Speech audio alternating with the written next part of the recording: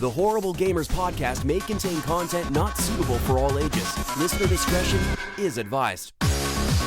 Welcome, ladies and gentlemen, to Horrible Gamers podcast, show number 498, being recorded on September the 15th, 2025. I am one of your hosts, Jesus Gonzalez, also known as Jesus Walks Out. Today I'm joined by my co-host from the West Coast, the best coast, the Gunny Chief, Henry Merrill is back. Welcome back, Henry, welcome. Hey, everybody. Good to see everyone tonight. Yeah. And from... Not Little Ohio. Not Little Ohio. I don't know where. Midwest. From the Midwest, Krafty is here from Video Game Happy Hour. Welcome back, Krafty. Welcome. Hey, thanks for having me. I appreciate being here with you guys. Yeah, thank you for being a guest today. Mayo could not make it, ladies and gentlemen. Mayo is doing Mayo stuff. He's not going to the Big Apple, New York. Doing Mayo stuff. What did mayonnaise do on their time off? I don't know. He's just doing the Mayo stuff. I mean, the other day, he told me he took a trip to South Carolina and back in like 12 hours or some shit. Yeah. Not fucking crazy. Like, just drove. I think he said it was like 8 hours. They did like a 4 hour there and a 4.5 hour back. Some crazy amount of. Is he going like 120 in that in his Mustang or what? No, Camaro or Camaro. What is it? No, he doesn't have the Camaro. He had the Camaro. My bad. The Camaro. That was intentional. He's gonna get mad at you for saying Mustang. Mustang. Fucking ew. I just dirty. want to troll him a little bit. That dirty M word. Oh, Mustang. No, he had heart. He said he went with his brother, his brother's like a trucker, and he like hauls like special, like, I guess like he does like hazard loads or some shit that I don't know is hazardous.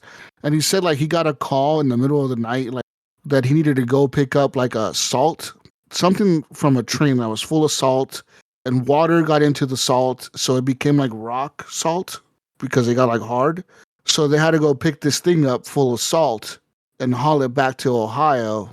So he's like, "You want to go with me?" And Mayo was like, "Okay." So he said they took like a 9-hour road trip there and back or some shit. Like they just went there, loaded the truck up with salt, and drove back to Ohio and dropped it off at like the Ohio Department of Transportation or something. I use it on the roads. Yeah, they're gonna use it on the roads or whatever. What the fuck? I'm like, I guess. Sounds exciting. Sounds like a crazy road trip. But it's kind of like. Well, he was picking up salt, right? Salt, quote unquote. Salt. Salt. You know what a salt, guys. Yeah, I mean, I don't know, man. Really up to. Yeah, it sounds a little fishy. You're right, Krafty. I should have questioned this more. This doesn't sound right to me. But anyways, that's what Mayo does on his time off. He takes 9-hour road trips to South Carolina. It's crazy to me that like in 9 hours or whatever the fuck, he could drive all the way to South Carolina and back. In my head, like Ohio's up here, South Carolina's way down here, but I guess the East Coast, everything's like so jammed together. The states are all tiny and everything's jammed together. Like, so like it doesn't, like in the West Coast, you take a 9-hour road trip and I'm barely leaving Oregon. California, same here. Yeah, like California. I'm still in California? Yeah. Yeah, like California, you can drive California for like 15 hours and be like from the top to the bottom, and you still be in California. Like, it's crazy to me that like he drove that long and he went like all the way to South Carolina. Like that's kind of wild, right? Like the East Coast is weird, man. I don't know. Too many states over there. They need like big states like us on the West Coast. Hell yeah, we got the big. That's why we call it little big Ohio. Little big, yeah. Yeah, because I mean it's so tiny, but it seems so big. I don't know. I don't know. Anyways, welcome to the show, people. The Horrible Gamers podcast. We're here. We're back. You can follow us on the X @_Horrible Gamers. Leave us a review on Apple Podcasts or Spotify, whichever one you use. I personally now use Spotify the most because I stream my music on there, and it's just everything is so accessible on Spotify. They even have like, this is not even an ad. Like, don't even think like that. Like, people, fucking Jesus transitioning into an ad for Spotify. No, this is not a Spotify, all right? Just to let y'all know, I'm not getting paid or sponsored. But Spotify actually now has like audible like audiobooks or whatever. Like it has audiobooks and podcasts and really? like Yeah, They have dude, it's some pretty fucking cool stuff on nuts. there. Okay. Yeah, they got They some have pretty. like fucking books on there. I was like, what the fuck? They have books on here? Well, they have Yeah. like if you do the premium, I think. Well, I don't think you need premium for some of the lesser known books, but yeah. Like I have premium. I've been using it more for podcasts and I use it for podcasts and music mostly. But yes, the other day I was searching through there and it was like I recommended for you, and I clicked on it and it was a fucking book. I'm like, this is a book? What the fuck? And it was like the full audio book, like just a book. You just listen to the book. I'm like, this is crazy. Like that, it's nuts. Plus, it also transcribes your like podcast. So like, listen to the Horrible Gamers if you want to read along. Talk, it'll actually like say like when I'm talking, it'll show like the words that I'm speaking. It's the AI on there is fucking nuts. It's pretty crazy. It's pretty good. Yeah, I've been using it since I did Overcast the app for the longest time, but I don't know. Like now I've got transitioned over to Spotify. That's hobo lifestyle. That's back in the day, man. Oh, right. I think I'm living in hobo lifestyle. That's what I still use. Come on, Krafty. You still use a third-party app. You got to use Spotify or something like that, all right? You got to upgrade your lifestyle, bro. You got to get all right. You got to get I feel like a challenge. I feel like that's a fair challenge. Yeah, man. Listen, you get your audiobooks on there. You get recommended like music based on your listening styles, you know? Yeah, you got the AI, some DJ AI shit on there, plays music for you, and then like you got like all kinds of cool shit. You got podcasts on there. Are you sure this is an ad, Jesus? Right? For only $15.99. HGP. Use code HGP episode 498. No, this is not an ad.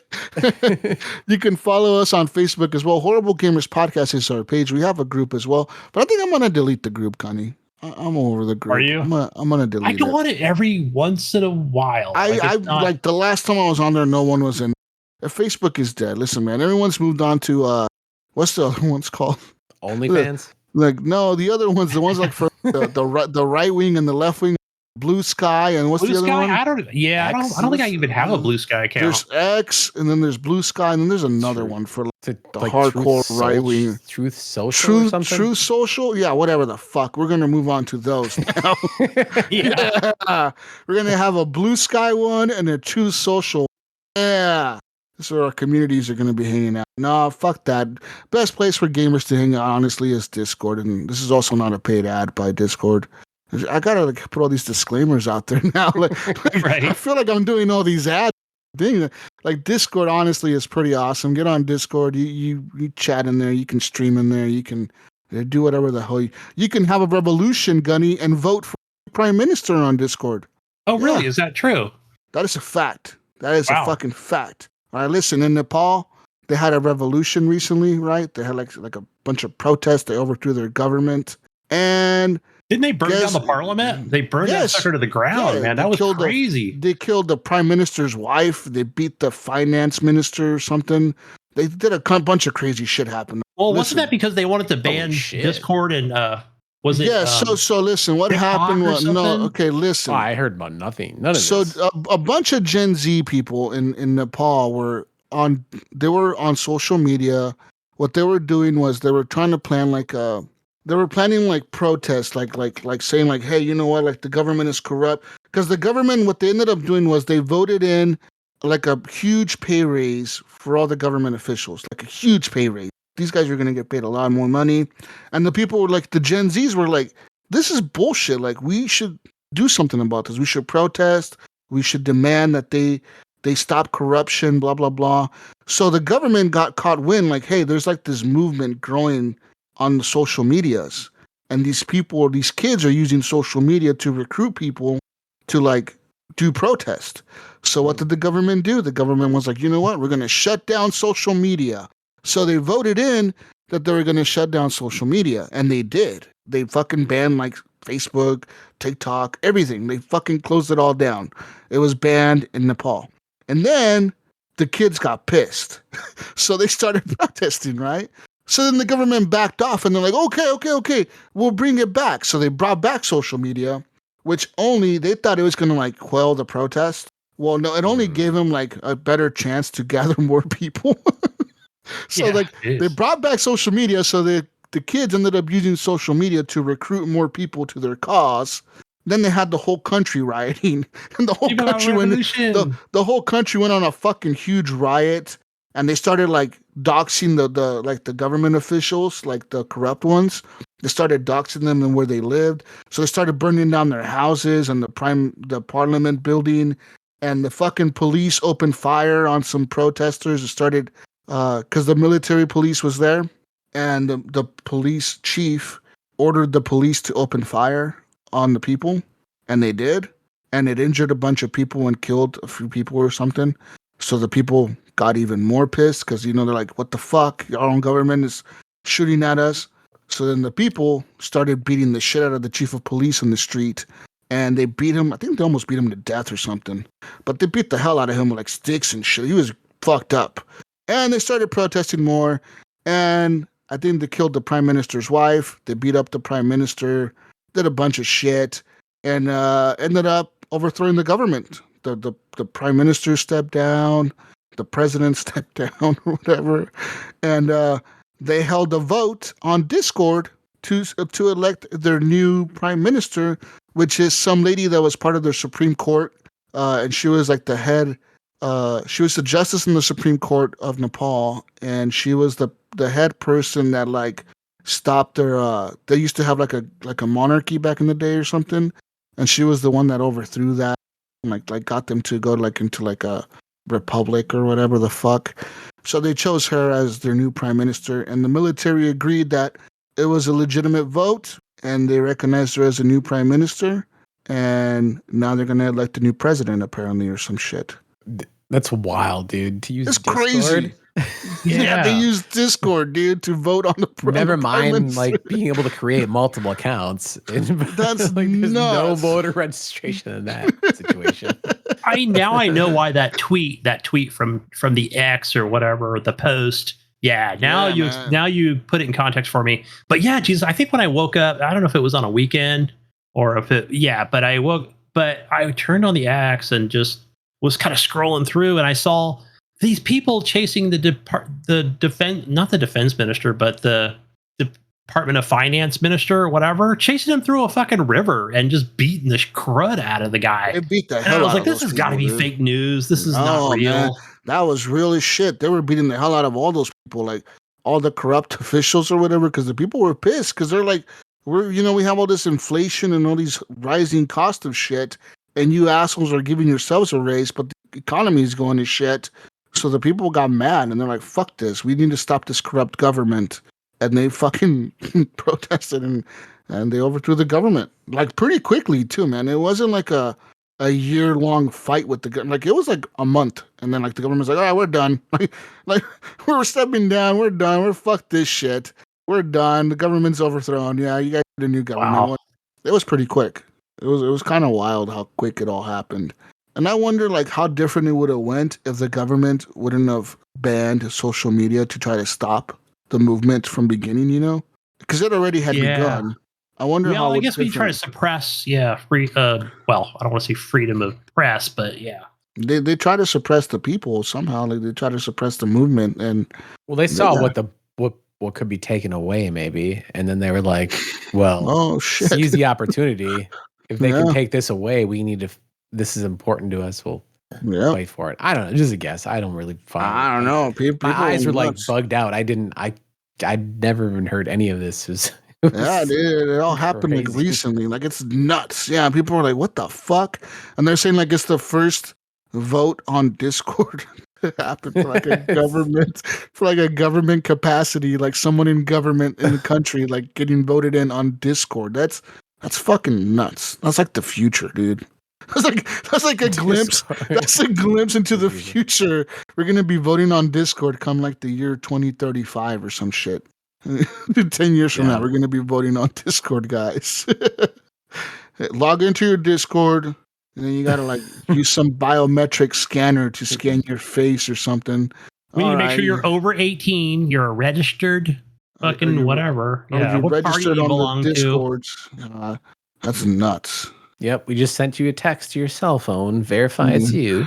Yeah, verify it's you, and then boom, you got to vote right now. That's crazy. But yeah, that all happened in the last month or so. So cool on Nepal to get a new government, I guess, even though it was a pretty like violent overthrowing of the government. Yeah. I guess power to the people. I don't know. I don't know anyone in Nepal, so what their struggles were, honestly. But yeah, they got a new government, so yeah. Anyways, shout out to Phantom Inc. for the intro music and Broke for Free for the outro music to the show. And let's talk about video games, guys. It's overthrowing governments because, yeah. We played some good video games here. I know Krafty did. I think we all did. I think, especially some of the newest AAA titles. Yeah, we played some games. So many games. So many. It's an embarrassment of riches, really. Yeah, honestly, speaking of overthrowing governments, guys, I played a government, honestly. So this last week, it was the Steam, what was it called? The Steam something strategy and politics sale or some shit. Some weird fucking political sim sale or something. Did you buy Tropico, Jesus? No, listen, I already bought. Jesus had his Tropico moment a long time ago, Krafty. Okay, right? Okay. Yeah.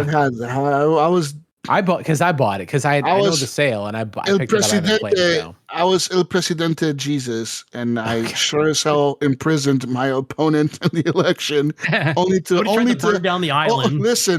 Only to have the people on the island still revolt against me and almost kill me. But it was worth it, okay? No good deed goes unpunished. I had to imprison my political opponent because they were winning the election, and I couldn't rig it enough to win it in my favor. Like, fuck, I gotta arrest this. No, I think I assassinated. I think I may have imprisoned them, and then I killed them. So yeah, it didn't work out for me. Good call. Good call. Drastic measures had to be taken, and then the people still was like a riot or something. And yeah, I still did they lost. use Discord to put this together? Yeah. They might have. I should have suppressed all the social medias. Right. But speaking of government, I ended up buying the Suzerain. I thought you've played that before. I thought. Listen, Did you play I it on have. console before? No, I played it before Gunny, but when I played it before Gunny, it was early access. Now it's a 1.0 game, and let me tell you, it's fucking good. Like so it pretty much starts off right where it says Suzerain, okay. Is it SUZERAIN? Sorry. Yeah, Suzerain. Yeah, Suzerain. Okay. Yeah. Thank you. So it starts off. It's kind of like it's not very like it's not like a game where you walk around. It's kind of like you just have like a map and you're making decisions, right? And so it starts off and it asks like, okay, like you were born in the year 1905.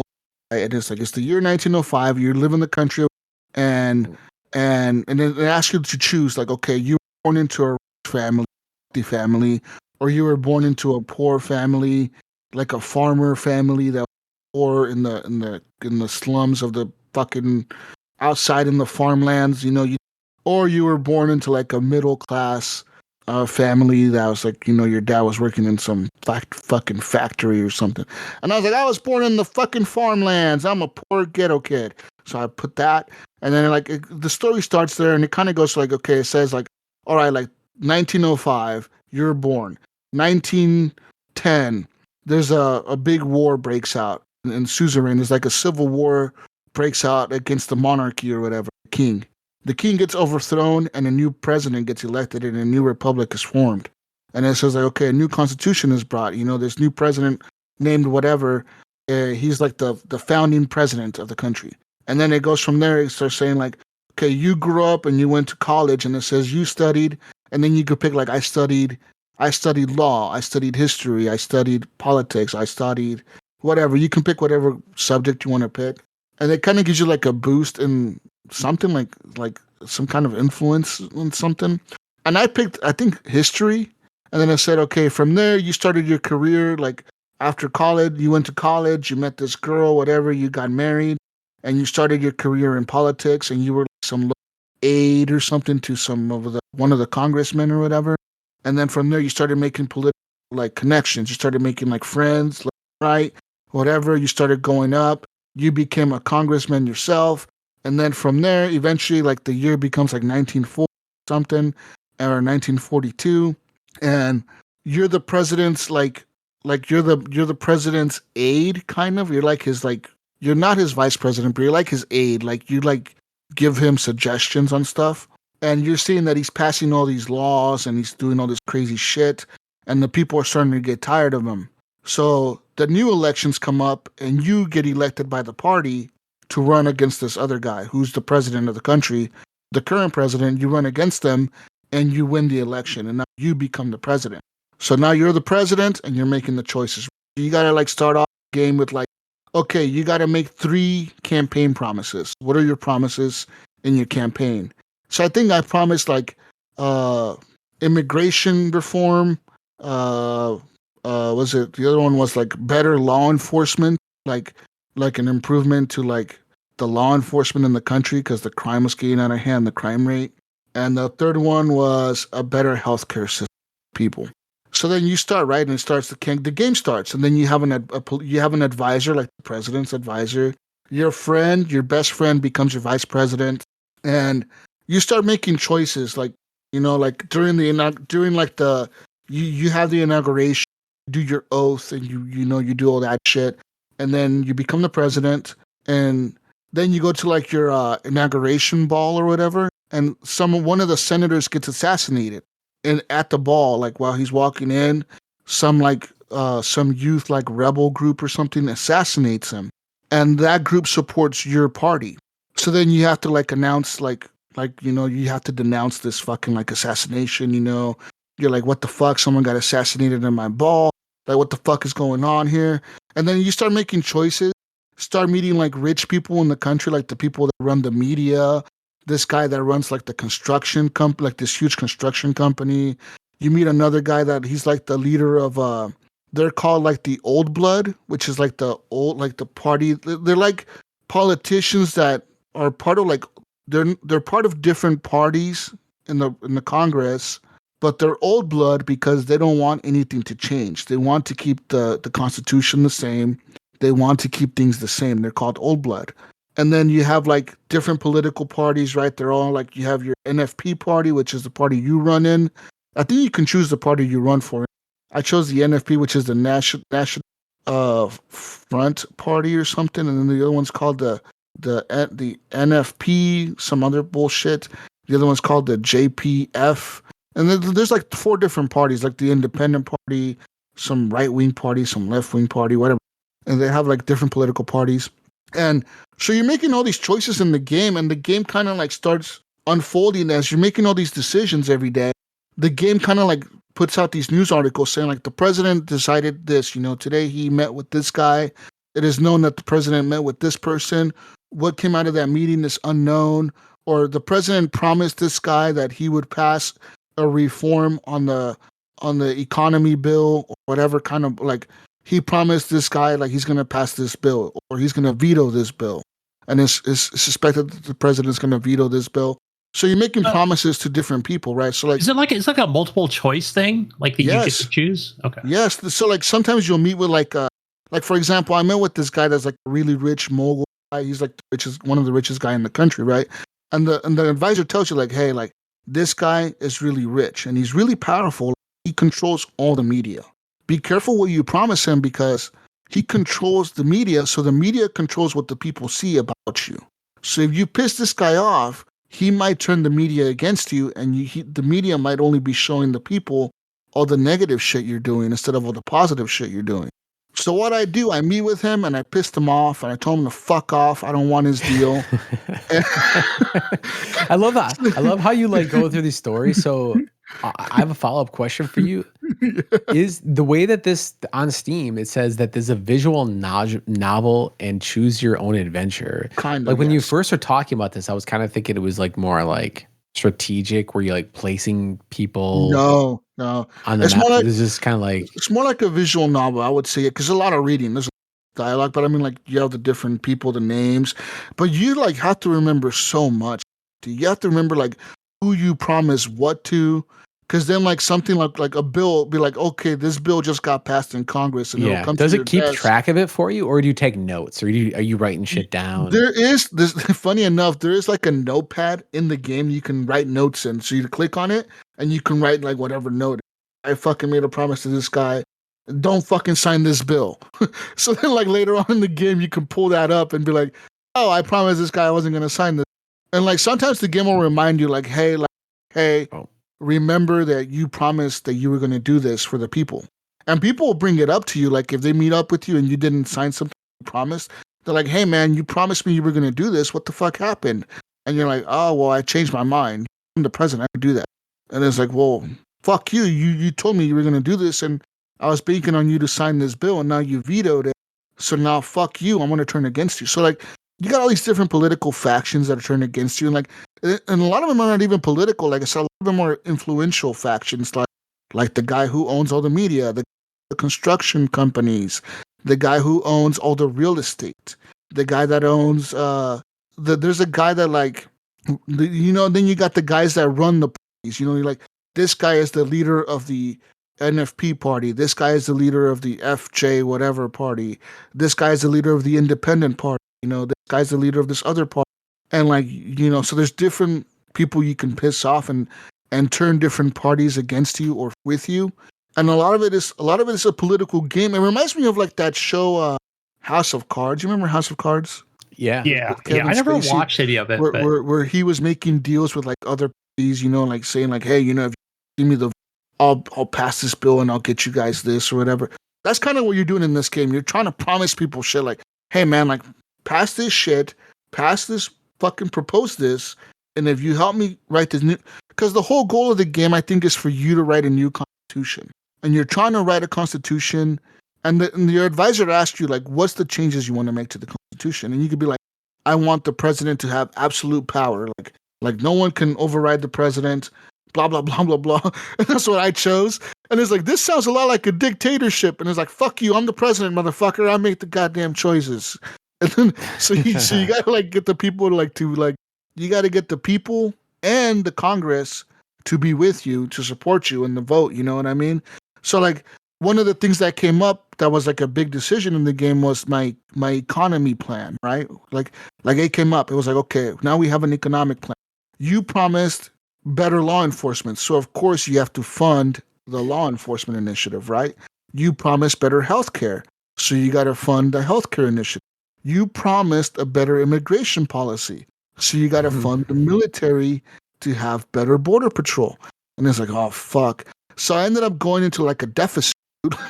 Like my country is like in fucking like dead. Like we're like so Jesus writing checks he can't cash, dude. Yes. Yeah. I can do all this shit. I ended up funding everything. I was like, fucking, we're funding it all, guys. Education reform, law reform. The military's getting new equipment. We're getting new jets and shit. We're funding everything, motherfucker. Because then you got like this other, like you're like, you know, you have your, but you have like 7 other countries around you, right? And one of them is they're like fake countries, but one of them reminds me of like what country? They're like it reminds me of Russia, where they're like communist. You know, they're very communist.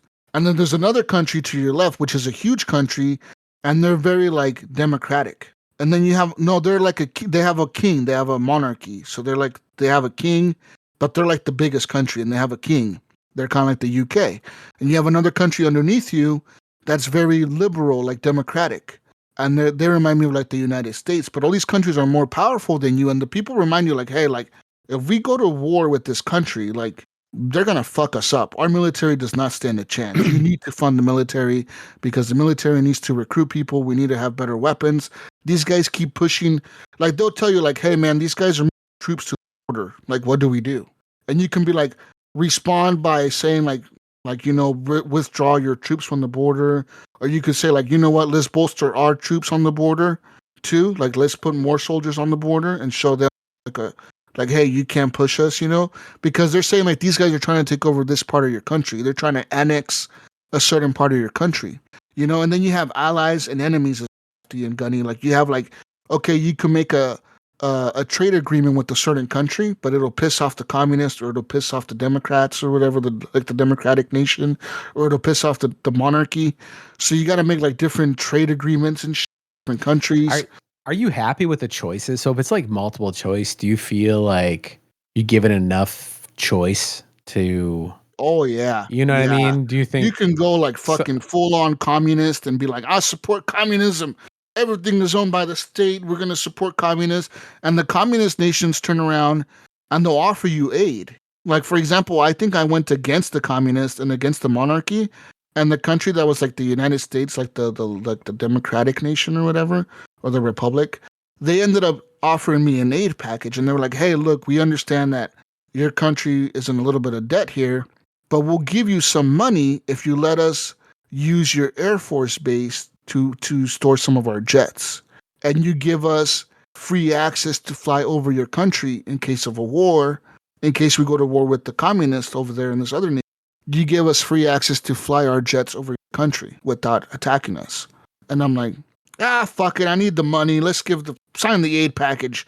So but then it pissed off my military, right? Because now my general was like, why the fuck are you letting these guys park their jets in our Air Force base? Like, and it's like, don't worry, we're gonna play them. We're playing them, man. We're gonna let them park their jets, and then we're gonna take their money, and then we're gonna fucking betray them later. That's my plan. But I don't know if that's a good strategy. I like that. I don't know if it's going to work out for me. Listen, man, you do that. I feel like this game lets you do all kinds of crazy shit. A lot of options. I feel like I can't remember what the game was. I'm blanking on the game that you always talk about it, and it always is like, oh, this is the coolest game. It's in development. It's like Norland. Yeah, I played that shit, and I'm like, it was so confusing. I'm like, I just want to actually. Jesus' stories are better than this game could ever be for me personally. Right? He's like, I feel like this is another one of these games. This game. But this game is popular. Strategy guide like the way you tell the story about this game, I'm like, hell yeah, this sounds great. Like, where do I sign up? But I feel like it's like one of those things where like your stories. It is one of those. Listen, you just got to be into it to like really enjoy it. I feel like. But the cool thing is, like, I've heard, like, I'm looking at discussion threads and shit on Reddit. And people that have played this game like multiple times, and they're like, yeah, there's multiple endings. This game could end like in so many different ways. I think you can be assassinated, you can be overthrown, you can become like a straight up dictator, you can become like a cool president, like have a democratic nation. You can like all kinds of crazy shit can happen. You can invade other nations and take their land and make them part of your nation, sign all kinds of peace treaties and shit. Like, there's so many endings to this game, and I'm like, this is so fucking cool. But I ended up buying it on sale. I think I bought the DLC with it, which the DLC lets you play as another country in the map. So you're playing as a different country on the map, which is like I think that's like more of a monarchy or something like. They're more like they're better off than your country. Your country's fucked from the beginning, but this country's like the one that's better off in the map. And I think it lets you play as them or whatever. You can play as that country in the DLC. But I'm like, I want to see where fucked up I can make this country, man. Listen, I'm trying to make everything right. Look, man, I'm funding the police, all right? I also declared a state of emergency. Okay. Listen, I declared, they're called the Bloods, like the BLUDS. They're part of like, because there's a nation underneath you it's called like Bloodavania or Blood Estonia or something like that. And there's immigrants from that country that live in my country that have a political movement. They have a social movement, is what I call it. And it's called the blood movement, which is like the Bloodish Front Party or something like that. The BFP. But I declared them terrorists because they're the ones that assassinated the dude in front of my thing. But then I also declared the other guys terrorists too. So I have two groups in my country that are declared terrorists. And I declared a state of emergency, and this is a state of emergency. I'm taking all the power from Congress. Okay, listen, and I also gave the police full authority to wiretap people, to also arrest people without trial. I also gave him full authority. Is your default answer yes to everything? Do you want to do this? You're like, yes. Yes. Fuck. Is there like any points you spend? Like, is there any like resources? Yes, there's like the economy starts off at 5. Like you have a 5 positive on the economy. I'm at -16 because I spent so much money doing shit. My economy is in shambles. Listen, we're in a deficit, but we're making the country great again. I'm rebuilding the schools. I'm building. Hey, listen, I'm building a big railway from little city to some other city, and I hired some company to do it. And I pissed off this dude because I promised him I would hire his company, and I ended up hiring a different company. And I'm like, fuck, I forgot about that promise. Sorry, dude. And now he's all mad at me because I gave the contract to some other company. And I'm like, sorry, dude, I had to build this train, and these guys gave me a good deal. I'll tell you, man. So I also promised better housing for certain workers, factory workers. I also promised better health care and better schools and a better immigration policy. I said we're gonna not let nobody in the country. Nobody. I said nobody is allowed in our country. Can you tell me what you said no to? I said no to letting Congress take away my power.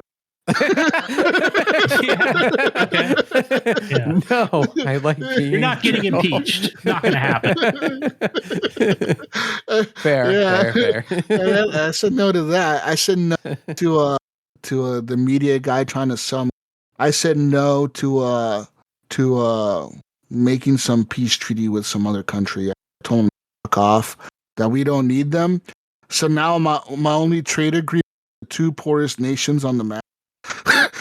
Those are the only people that trade with me. So I'm like Venezuela right now. I'm like trading with the worst countries. We are fucked. Listen, but it's all for the best, man. Listen, it's all for the best. Listen, the people they're gonna be prosperous, all right? The police might wiretap you, and I also created the secret police, which lets me investigate my political opponents. But I also created that without nobody knowing. Only the Justice Department lady knows that I the secret police, and I think she's gonna turn against me, so I might have the secret police and have her interrogated. Oh, can you whack people? Can you like? Yeah, the secret police told me like, yo, man, if you need us to take somebody out or like arrest someone on false terrorism charges, we can. So say for example the right wing party is turning against me, and I want their like leader to like get arrested because he's gaining a lot of traction against me in the next election. I'll just have him arrested under terrorism charges. Yeah, you can probably just have him sent to Suzerain Bay, and listen, then they kind of disappear for a few years. He might disappear. He might get arrested and disappear. I'm just saying, I don't know what happened to him. I don't know. He was a terrorist, guys, okay? I could have him be declared a terrorist. That's what the secret police is there for. They're there to help me, all right? That's why I created them. Yeah. I need the power, man. And I still got to figure out how to get rid of the Supreme Court, because the Supreme Court has a lot of power over the decisions I make, and I don't like that. Because they can, because they're like the ones that declare, like listen, if I make like a rule, right, said or something, like to declare the state of emergency, I had to turn the Supreme Court with me, like I had to get one of the judges to meet with me secretly, and he was like, yo, man, he was like, I'm with you, Mr. President. What do you need? And I'm like, I'm about to declare a state of emergency. I need the Supreme Court to vote that this declaration is valid. And he's like, all right, I got you. And I'm like, cool, bro. All right, we're good. We're on the same page. You just say, hey, yes, this is a constitutional decision by the president. He can declare a state of emergency due to the things going on in the nation. And boom. So they did. So when I declared a state of emergency, Congress was pissed because they're like, you fucking dictator. And I'm like, let me speak, motherfuckers. And I was like, you shut up and sit down or get kicked out of this building right now. And I was like, I'm speaking. I'm the president. I'm declaring a state of emergency. And the Supreme Court ruled that I was constitutional and that I had the right to declare a state of emergency. So yeah. So you gotta play the political game, guys. You gotta trick people. But I'm gonna get rid of that Supreme Court somehow. They got too much power. Well, if you buy enough of them and put enough in your back pocket, you don't need to get rid of them. I gotta get rid of those fuckers. Yeah, there you go, man. Pay them off. I'm gonna have them arrested by the secret police. So the ones that don't, align with your, but it's a long game. Like I'm on day whatever of my presidency, and it's like every day. Like you're also making decisions.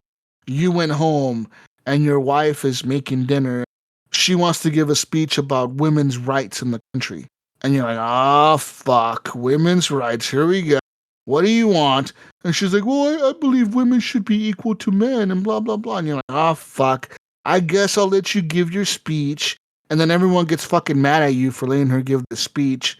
And people are like, hey, man, you're getting people pissed off. This whole women's rights shit isn't getting right with people. And you're like, oh, fuck. Now you got all the people mad, but you're like trying to be nice to your wife. And it's cool. Just keep doing it. Like, whatever. I'm the president. Do whatever we want. I guess I didn't ask, or maybe I missed it. What's the time frame of this? Is this it's like 1940s, 1940s. Oh, okay. All right. So set in like you get elected in like 1942 or something. You know, that's like almost 100 years ago, which is kind of crazy to think about. Yeah, that is fucking nuts to think about. But yeah, like so I'm going full dictator mode on this. No. Gotta get rid of the Supreme Court. Yeah. We don't need no Supreme Court. We don't need none of that shit. I need only yes men around me. It's like pretty much the answer yes. He's gonna make suzerain great again. I'm gonna make it the best country ever. Yeah, so it's pretty cool. Like it's pretty dope. Like I like it myself, and I think that hopefully it turns out good for me. I don't know if it will. I mean, I don't know.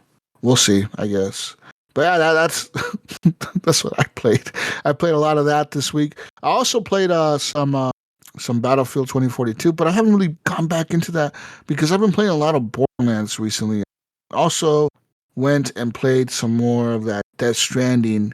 I don't know how to do in Death Stranding. I'm like, do I do these side missions or do I just start grinding them? I think I'm going to start grinding the main story.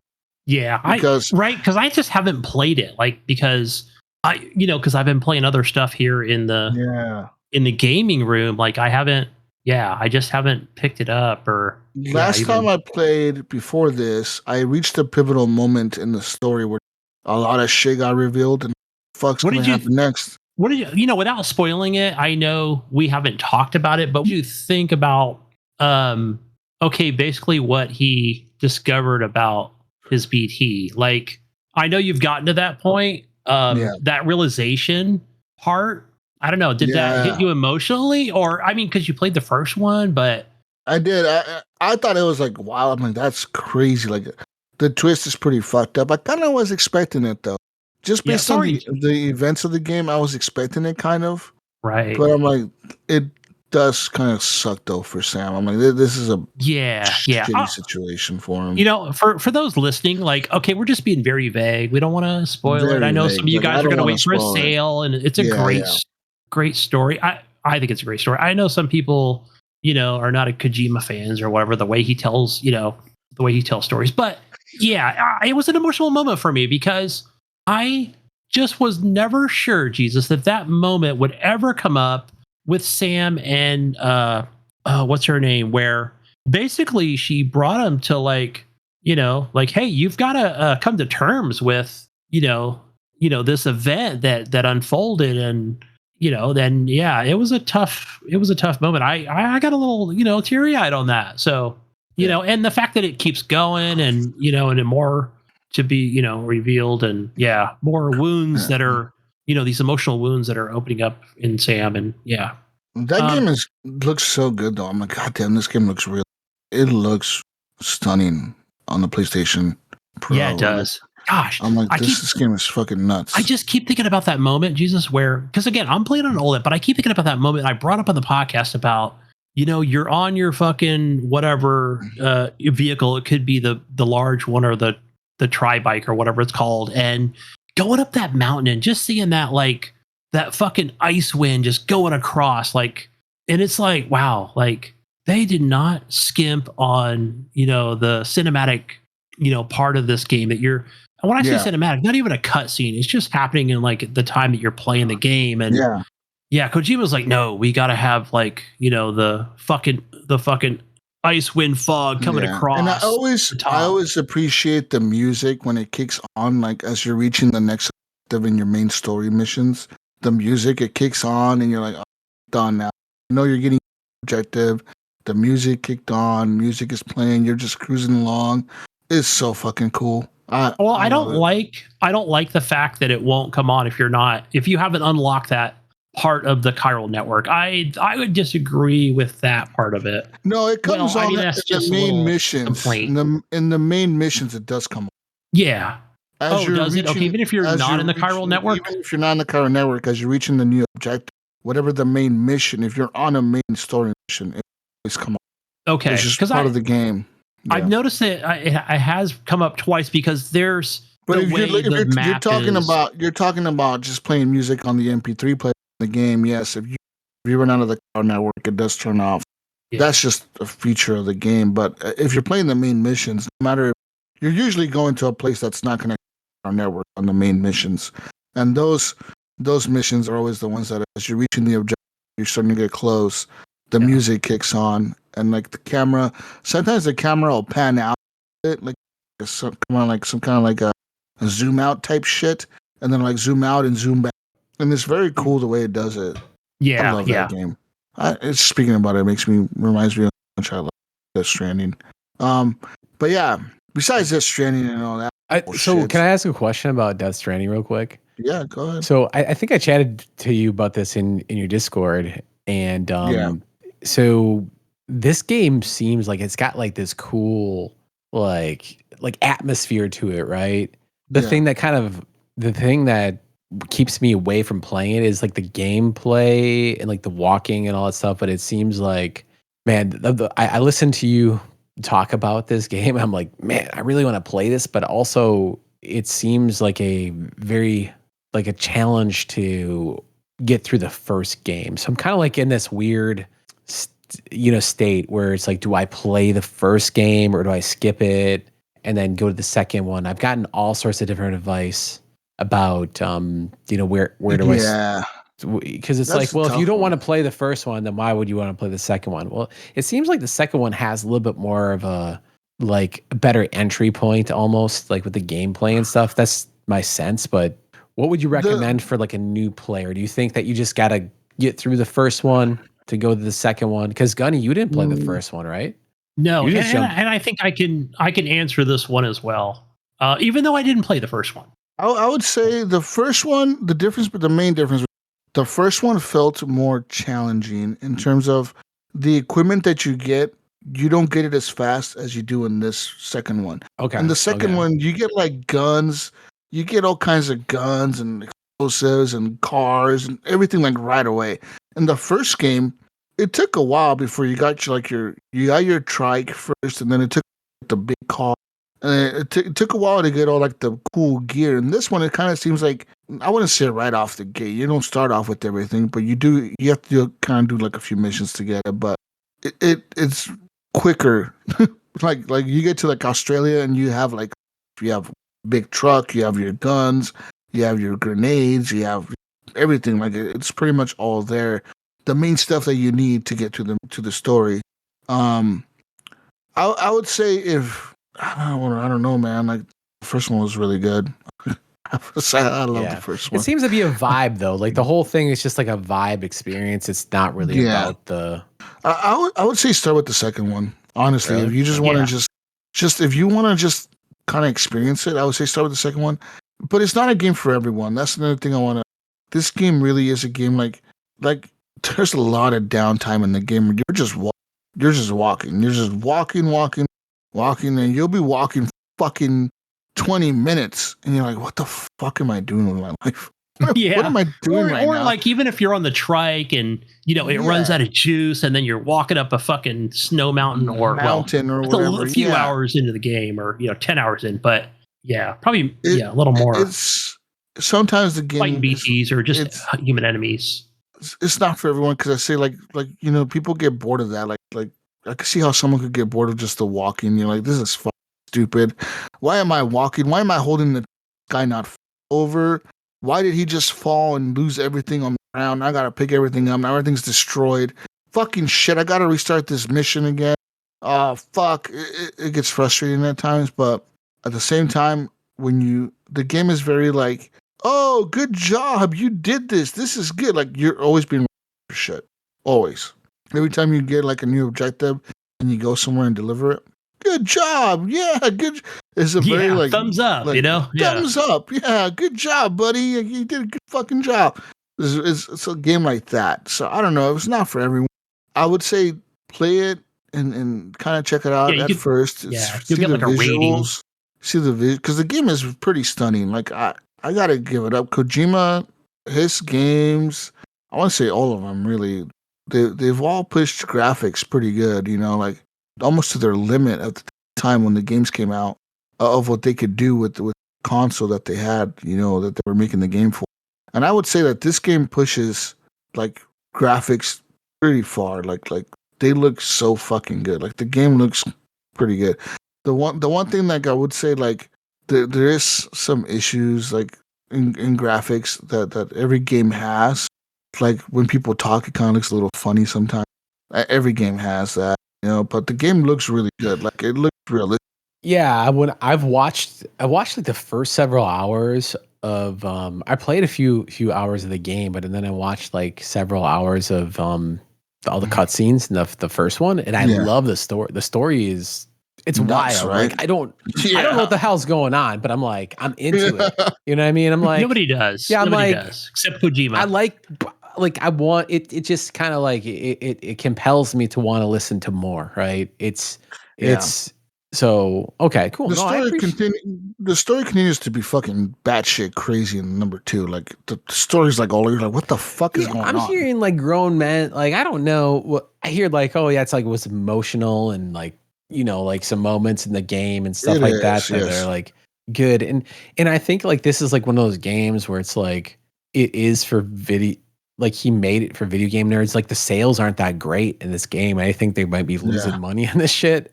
So it's like one of these works of art that I feel like I kind of have to do. But dude, my backlog is insane. So no, I appreciate you giving me that. I would say you're completely right. I would say it's Hideo Kojima making it that he wants to make. Like it's not him being told by anyone to make this. Like no, that fucker makes his own shit. Like he just does whatever he wants. You know what I mean? Like I wonder how long he'll be able to do it because the sales just aren't adding up though. I don't know, man. Like that's what. Like that's crazy. You're right. You're completely right because the sales don't add up. But my argument back to is like one of my buddies, like a local buddy of mine. He's like he's a Hideo Kojima fan, and like he's super deep into Metal Gear and everything like that. Yeah. And he could never get into Death Stranding. It was like one that's the exception for him. He couldn't get into Death Stranding. And he was telling me how like the sales aren't there. But my argument, my devil's advocate would be maybe people are actually buying. The reason why they keep giving him money because it's an exclusive to PlayStation. So how do you track or how do you know maybe this is a system seller, right? Like people that may not be. They're buying the PlayStation because the game. I upgraded to a PS5 Pro for that fucking. There you go. Yeah, there you go. You know what I mean? Like, you're not the only one then, right? Like you're like, if you did it, I'm sure other people did. Multiply that by thousands, Like and they probably did. So the way these things work, right? I think we can talk about the elephant in the room nowadays. I mean, especially even in the last whatever we could say 5 years that. Even with PlayStation, where people can, not to go down this rabbit hole, but everything's such a timed exclusive nowadays, right? Where we already knew, like, well, I kind of even knew that even the first one was going to eventually, right? We all knew it was coming to the PC, Steam specifically, right? Where I'm like, okay, I said, I bet you it'll come to Xbox or whatever. No, it won't. It's exclusive. Then it might come to PC, but never to the right. So I'm like, what do you know? It comes to Game Pass, but so. Because I think those things always come up because there's never any of like announcement like, okay, so this will be an exclusive for exactly 9 months, right? They never discuss like the deal right behind the doors.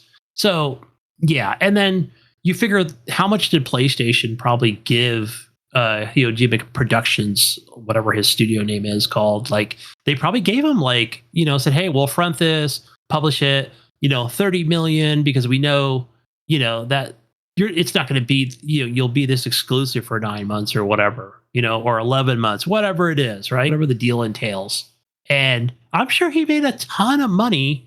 I'm just going to guess and assume that when Xbox probably approached him at whatever time, like, okay, that deal's up. You come to Game Pass, we'll give you, 30 million or whatever it is. So I'm sure, even though maybe like the individual sales numbers are not, showing positive, growth or whatever. I don't know. I'm sure he made a ton of money, Well, yeah, he's getting his. He's making his money for sure. I'm just saying, like, who's going to keep paying him to do this stuff if there's not a profit? You know what I mean? Like, if there's no company profit. Like, I'm sure because he's not doing that shit for free. No, and there was a couple E3s ago that he announced his exclusive. Okay, I'm going to call it a timed exclusive, right? It didn't even show up this year, but that's going to be his Xbox whatever published game. I don't even know if it had a name to it. Do you guys remember this? Where it was like a guy and a woman just screaming or whatever uncontrollably. But anyway, so then I'm sure like I kind of see his strategy, right? That's how he's paying the bills, right? Off of these exclusive platform deals for now. And just to throw another thing out there, where there was a recent article, I want to say this was like a couple months ago, recently after the launch of Death Stranding 2, where, somebody from one of these, media sites said, hey, like, what do you think? Death Stranding 3 hype, and he was like, yeah, like, are you going to produce this, whatever, direct the third one? He's like, maybe not. Maybe I'll let somebody else do it, Like, it was kind of his thought at the moment, but that would be interesting, too, to kind of see, somebody, direct Death Stranding 3, if that even becomes a thing. So, so he's an interesting guy, like I thought that was kind of a twist, right? Where he's like, maybe I won't direct the third one. That could have been a hit at something, who knows? Maybe that means he's being bought out. Who knows, man? Crazy. I don't know. You're right. But the dude is like, I don't know. I think that he's too popular for companies not to want to, because think about it. If you make an exclusive to your platform with a guy like him like his name on the game, and you're saying this guy is the director of this game, his studio is making this game, and you have a platform that you have and it's to your system, that like you're right, Krafty, that's gonna sell system. Like I'm looking at here at the sales, and it says that by the end of June they sold copies estimated. Like how many copies? 1.4. That ain't nothing. Like that's pretty low in terms of like any other game that would have sold that many copies would be considered like a flop. Yeah, they'd be shutting down. Any EA game that would sell less than 5 million copies is considered a flop. EA doesn't support those games. EA releases those and then says we're done. We're not releasing DLC. We're not doing anything. Yeah, that's the EA way. Look at Dragon Age. I mean, that thing sold like 10 million copies, and they still consider it so think about it. If it would have sold 1 million, but like, yeah, Hideo, their studio is currently making 2 other games. Apparently, they're making called Fizzant. I don't know if that's the code name or the fucking name of the game, and the other one's for the Xbox, called OD. OD. Oh yeah, OD. Okay, that was the one that they had. I think I was at the Game Awards or something, and that looks nuts. He wants to make a game that is called OD because he wants you to dose on fear. Oh. Yeah, not for me, dude. I'm out. Something. Yeah. We can all get high like Kojima. Listen, man, he wants you guys to get into like Silent Hill. Are you doing Silent Hill coming up here? Either of you, or I don't like those. No, I looked at it. I don't know, like if that's something I should. Bro, listen, man, I game at night in the night. I don't want to be freaked the fuck out by shit. Shit in my house. Like, what the fuck's that? Having to go to the bathroom, turning on all the lights and body up because I'm turning on all the lights to go to the fucking bathroom. Fuck all that, man. I ain't trying to die. I'm trying to die for some crazy ghost coming to the computer. What the fuck does it even mean? That's gonna happen. Yeah, no. Listen, man, what does it mean to OD on fear? That sounds scary in itself. I want you to OD on your fear. The fuck you, Hideo. I don't want to play this shit, bro. Yeah, he has some pretty crazy ideas. I think that he's like a Cliffy B of now, dude. Like he's just an innovating motherfucker that never stopped innovating, and he just keeps bringing this shit out. Like, yeah, I have a crazy idea. I want to make it happen. I don't necessarily vibe with the guy, but I appreciate. I've especially recently I've grown to appreciate him just because of how vanilla the AAA game industry and he's so different, and he's able to like somehow he's the exception to the rule where he's found a way to like make his own shit. Do his own shit with a big budget, which is really cool. So that's awesome to see. So I'm rooting for the guy, and like he's like so I'm rooting for the guy for sure in that regard. So I get it, but I don't get it. I don't get like some people are just they're complete fanboys over the guy, but I appreciate him more now because of the way the industry has kind of gone flat. Yeah. No, I agree because everything is a lot of it's the same, man. It's the same shit being put out, and I'm with you there. Like a lot of it feels the same. That's why I get into these games, man. Like fucking Suzerain because it's different to me. Like this is different from playing this other normal shit. Yeah, I think indie games are gonna save. Indie games are the future. I think I'm so thankful for them, and just FYI. There's more people playing Suzerain right now than Indiana Jones and The Great Circle with that. The DLC just dropped. Jesus Christ. So there's more, like there's only 360 when did people. That DLC? Well, Steam. It's already out. I know that everyone will say like, well, it's on Game Pass and people are playing on Xbox. That's true, but still, man, this is like the Indiana Jones game. It just didn't sell well. But it was so well done. I didn't even finish it though, but it's so well done though. But you're right. This didn't sell well. Why? Yeah. I think because Indiana Jones is old, right? Like I'm not. No, the kids don't know who the fuck it is. It's boomer as fuck. It's a boomer game. I guess it's fuck. It's a Tomb Raider. Come on. It's boomer, bro. It's a Tomb Raider based upon Indiana Jones, man. What do you mean? It's right in a first person view. It's funny because Indiana Jones or Tomb Raider copied Indiana Jones, and then Uncharted copied Tomb Raider. Yeah. And then so now these young kids probably think like what you just said. It's like Indiana Jones, isn't that like an Uncharted copy? No, it copied Tomb Raider. Like no, it's actually they all copied Indiana Jones. Yeah. No, it's boomer shit. But it is boomer shit, man. Like kids don't give a fuck about nothing but Fortnite. But listen, man, Fortnite is the future. Not gonna lie. Fortnite is the fucking future. Listen, I'm convinced Fortnite is Roblox, bros. Future, man. No, man. It's gonna. I still think it's gonna be Fortnite, dude. Fortnite is stealing everyone's idea. Fortnite has Roblox shit in it. Man. You can make anything. My kid plays Fortnite every day, dude, and every day she's playing like some random different shit. I'm like, what are you playing today?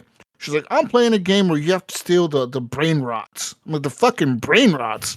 She's like, yeah, the brain rots. You steal the brain rots, you put them over here, put them in your base, and you get more brain rots. And they give you money, and you upgrade your base. And I'm like, what the fuck is this shit? No, I mean, whoever's running that stuff over there, Tim Sweeney or whatever his name, like, but those guys that he hired, like, they're constantly keeping it fresh.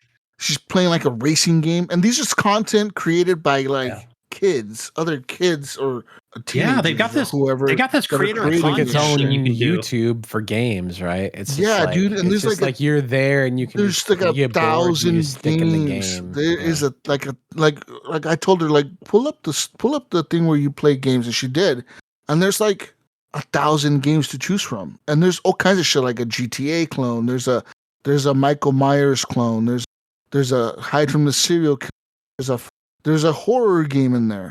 There was like a horror game she was playing the other day, and it was like you're stuck in this fucking like an outpost, and you gotta open the doors and get the clues and figure out hide from the monster in the dark and like what the fuck. But like this is all being played in Fortnite. And I'm like, this is crazy. I told her like all this.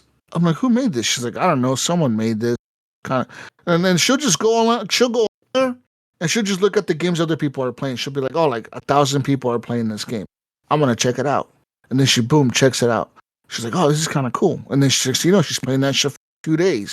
Like some random fucking game. I'm like, this is like fucking nuts. Because you're not even playing the actual like Fortnite. She'll play Fortnite Battle Royale. But then she plays this fucking bullshit Roblox fucking equivalent shit. Like all the time. Like I think that's the future, dude. Like shit like that. Like, yeah, honestly, it sucks for us. Yeah. And I think for a lot of developers, it sucks. If that's the future, then that means no more AAA games. But at the same time, it's like, I don't know about that. I think, I think there will always be AAA games. I think there will always be. I think that they're going to just get more and more expensive. I think. Yeah, they'll get expensive, or they'll just have like you'll have to pay. Yeah, and then it's just like games as a service and something like that. But I'm very hopeful about the industry. Like, I'm not hopeful about AAA stuff, but there's just some cool, like, Claire Expedition 33 that's cool as fuck. Yeah, that shit was super awesome game and made by a small studio. And so, like, there's so many examples of that I'm not too worried about it. I wonder, what I'm wondering next, if Star, when they come out with GTA, if in GTA 6 they'll have some kind of bullshit in there where, like, hey, we know people like to roleplay, we'll let you do that in our, but you can also use the GTA asset to make your own game within our game, and we'll have a game launcher with GTA 6, like a Roblox thing.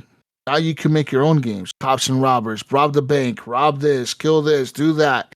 Can you imagine? You know what, dude? If they were smart, they would. I wonder if they did. And that's actually quite a genius idea. Wouldn't that make them so much money? You would think that is not an original like that. I never thought about that for GTA, but that's actually brilliant, dude. Like, for GTA, like, make your own missions, they need to do that. Game. Make your own game. They should be, like, if your job is to make video games, that is the model, right? I think Roblox is probably actually the biggest game right now as far as like concurrent players and shit. Yeah, I think it's higher than Fortnite else, or anything else. But because Roblox is playable on everything. You could play that shit on a fucking tablet, on a phone. Well, I guess you could do that with Fortnite as well. But I mean, Roblox is just easily. I think parents give their kids Roblox thinking, "Oh, this is safe. It's little blocks, little cartoon blocks." Right. It's just innocent little game. Yeah, like an innocent little game. And I know their kids are playing like Prisoner Escape or something. Yeah, there's some dark shit there, dude. Right. Yeah. Some kill the kid. Kill the kid mode. Game. Yeah. Yeah. So like, but I'm like, wouldn't that be cool though? Like if GTA came out next year and said, "Hey, look, we know you guys want the online. Yeah, we got the regular bullshit. Yeah, we do have an online like GTA, but we also got the role playing stuff for you guys. We know you like, but you know what? We added something extra. We're gonna let you make your own games within our game using our assets in the game. Now make your own shit. You can make anything. You can make a racing game.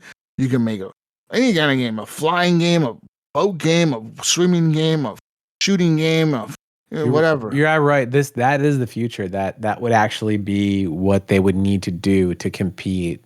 To stay super relevant. I never really thought about it that way, but if they don't do that, they might fail, actually. GTA Online is huge, but like, yeah, but if they don't do, because all these kids are expecting that shit. Yeah. You know what I mean? Yeah. Like that's what the younger generation is kind of expecting. Like when we were playing games, it was just like give me the game, I'm gonna play the game. But the new generation is like, well, I want to make my own game and I want to play games that my friends made, right?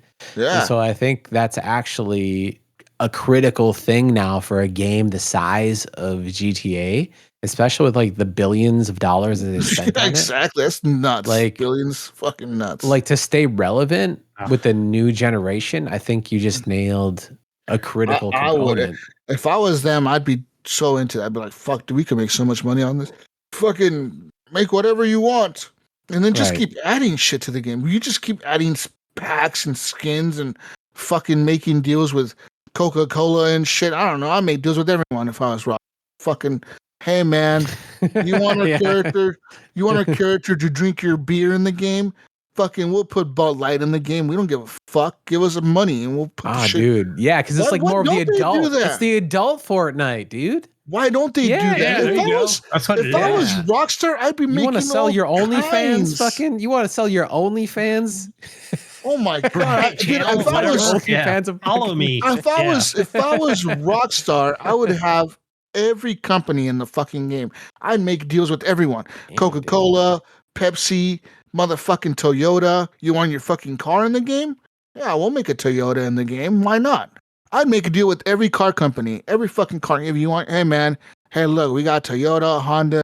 Let's get Elon Musk in there, man. We got Ferrari, Tesla, we got Lamborghinis, we got Tesla, we got all these companies signed, but except for your company, we don't have your company. Yeah, you want to be in the game. You want to be in the game like all these other guys. This is the biggest game ever. Why don't they do that? Why do they stick to not making these deals? I would make all kinds of fucking deals with people. Think about the funding you can get just off the deals of licensing shit. Licensing beer, guns, I think it's a lot of work, but you're right, dude. Dude, just putting logos in the game.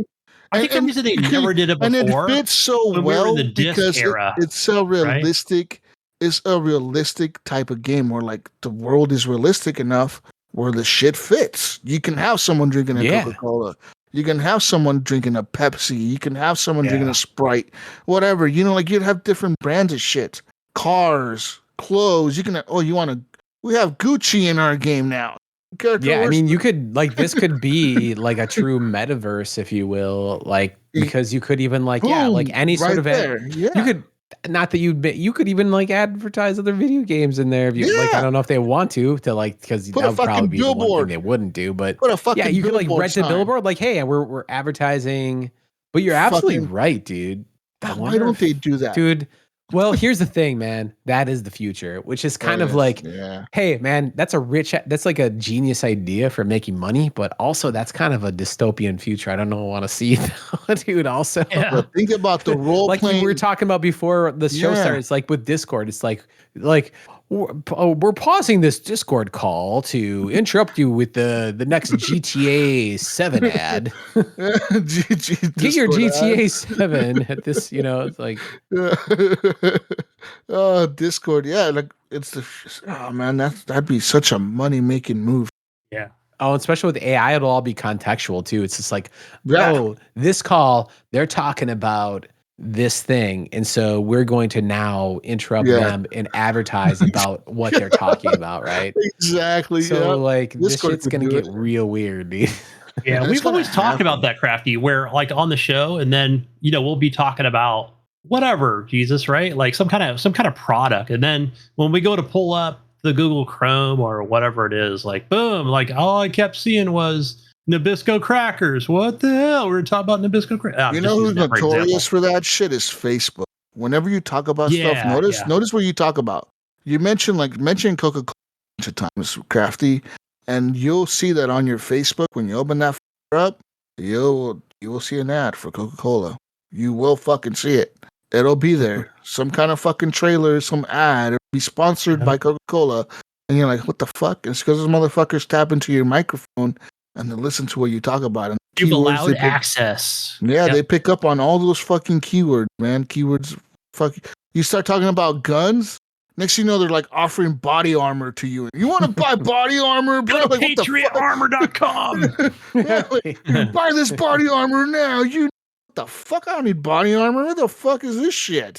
Like the world is ending soon. Yeah, Facebook is notorious for that shit. It's nuts. But yeah, man, who knows what GTA 6? GTA 6 is gonna be big, but it could be so much bigger. It could be the fucking the metaverse. It could be that. We'll see what happens. I don't know. I think that game, the fucked up part about that game is we're excited it's coming out.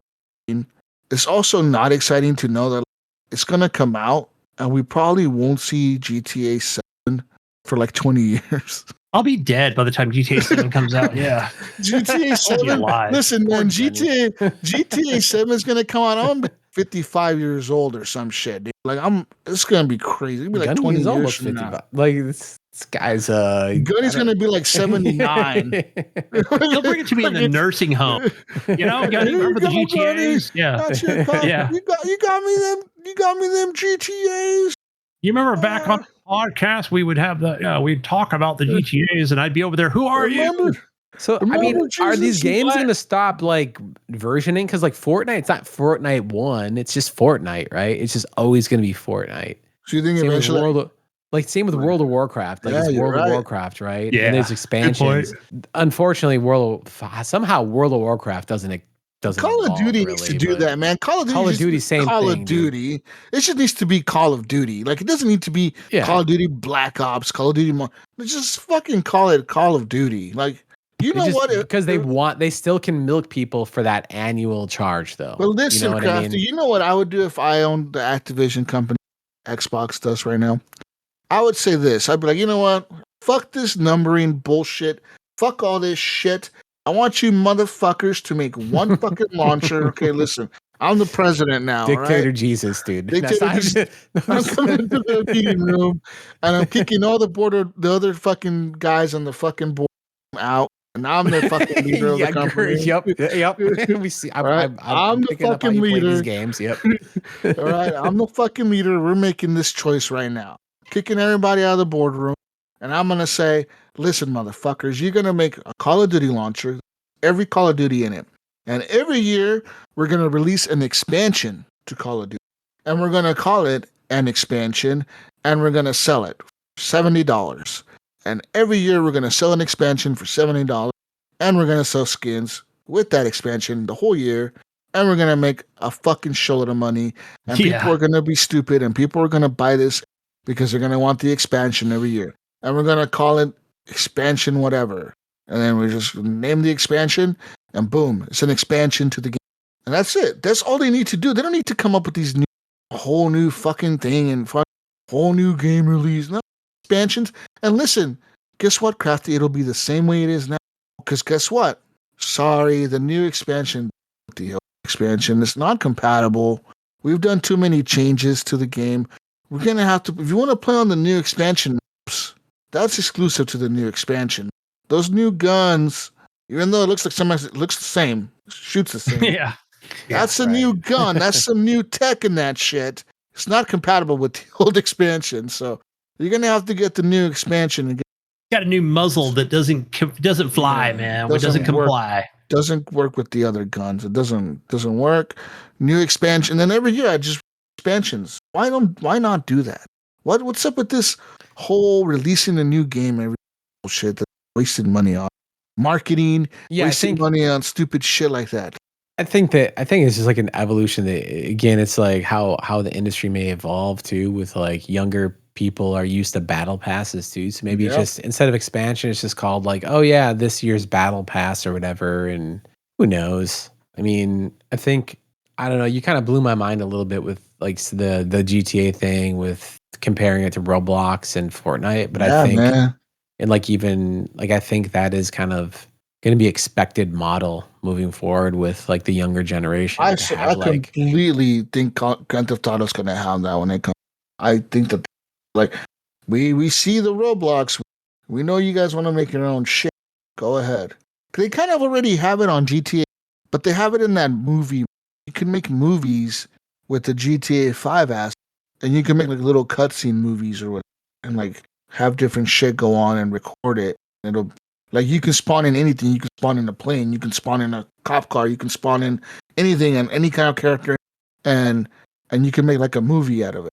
They have that in GTA 4 to make your own game, not just a little movie. You make your own fucking game. Boom.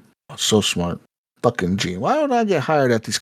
You should be a business manager over at Rockstar. Well, if they're not thinking about this, they've missed the boat. I mean, actually, when you said it, I'm just like, this makes complete sense. And I never thought about it that way. I never did. I wouldn't expect it from them. But like, you're right. It fits it's like the perfect fucking fit for it.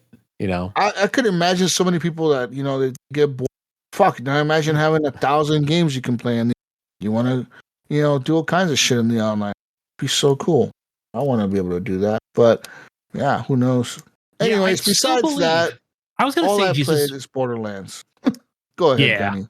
I was going to say real quick. I still believe, Krafty. I still believe that, you know how when the next GTA comes out, just like 5 did, or I think Red Dead Redemption, where they talk about, hey, the online, you know, like it's definitely a console seller, right? So it'll definitely sell like a lot of Xboxes, and obviously PlayStation, you know, will blow up as well with the PlayStation 5.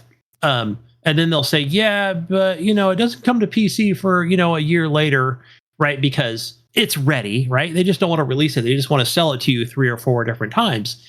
And I still believe that I'll bet you 6 months in, right, to the release on the consoles for GTA 6, that because now Rockstar they've had their own launcher. I think they got it right after Red Dead Redemption 2, right? There is a Rockstar launcher. They'll say, hey guys, check this out. We've kind of got like this preview build. It's not quite a thing, but it's probably almost really is. And they'll say, just go to rockstar.com launcher, right? Which I have on my computer. You can play their games on there. And they'll say, hey, for 6 months, but you got to pay the $79 or whatever the new price is going to be. And I'll bet, right? And then they just get 100% of those profits, right? And they'll still sell fucking 7 million copies, 10 million copies, right off the bat. Before it becomes a Steam thing. So that way you do buy it 3 different times. Yeah. I don't think they're going to be like, it's not going to come out until, the launcher and Steam for a full year. You got to wait 365 days to play it on a PC. But no, I think it'll come a lot sooner. I hope so. I just wonder, that they're working on it. It's not like they're not working on it. But I do wonder if that is part of their strategy, right? To like just do it because they can. Like they're one of the biggest games ever, right? So they have that pull where they can just like. I'd love to see a simultaneous release, but I think even them, they're going to be able to get away with for sure. I think they're definitely going to do an $80 release. Oh fuck yeah, they are. Oh yeah. I don't even know if we really had I don't know. Can we count Mario Kart as a $80 release? I don't know if you can, because I think that's the only one. Is it digital only? Was that the crux in that, the fact that it was a digital only thing, or? Well, it was $50. Technically, it came with the bundle digital so you do the math. That's $450 with no game, and then $500 with Mario Kart. So the digital price is $50 with the bundle. But I think they sell it for $80 physical and digital, like just outside of that bundle. So technically speaking, I think it's an $80 game, but I don't know. I can count on, I don't know anyone that's really done it that way. I mean, I think a few people had to probably, because they could only get a hold of the the console without Mario Kart. But I think that's the only one, because I think Borderlands, maybe foreshadowing here, Borderlands 4. I'm assuming we're going to talk about that at some point. Because they were teasing the idea. Randy Pitchford's kind of teasing the idea out there of selling that for $80, and that was the only. No, just to kind of give a little context. Happen. Yeah. So what happened? And Randy Pitchford. No, somebody asked him. The way it worked was, and fucking Randy, because somebody asked him on social media or whatever, on Twitter X, I think it was specifically, and it was like, hey, are you going to charge $79 for your game or whatever?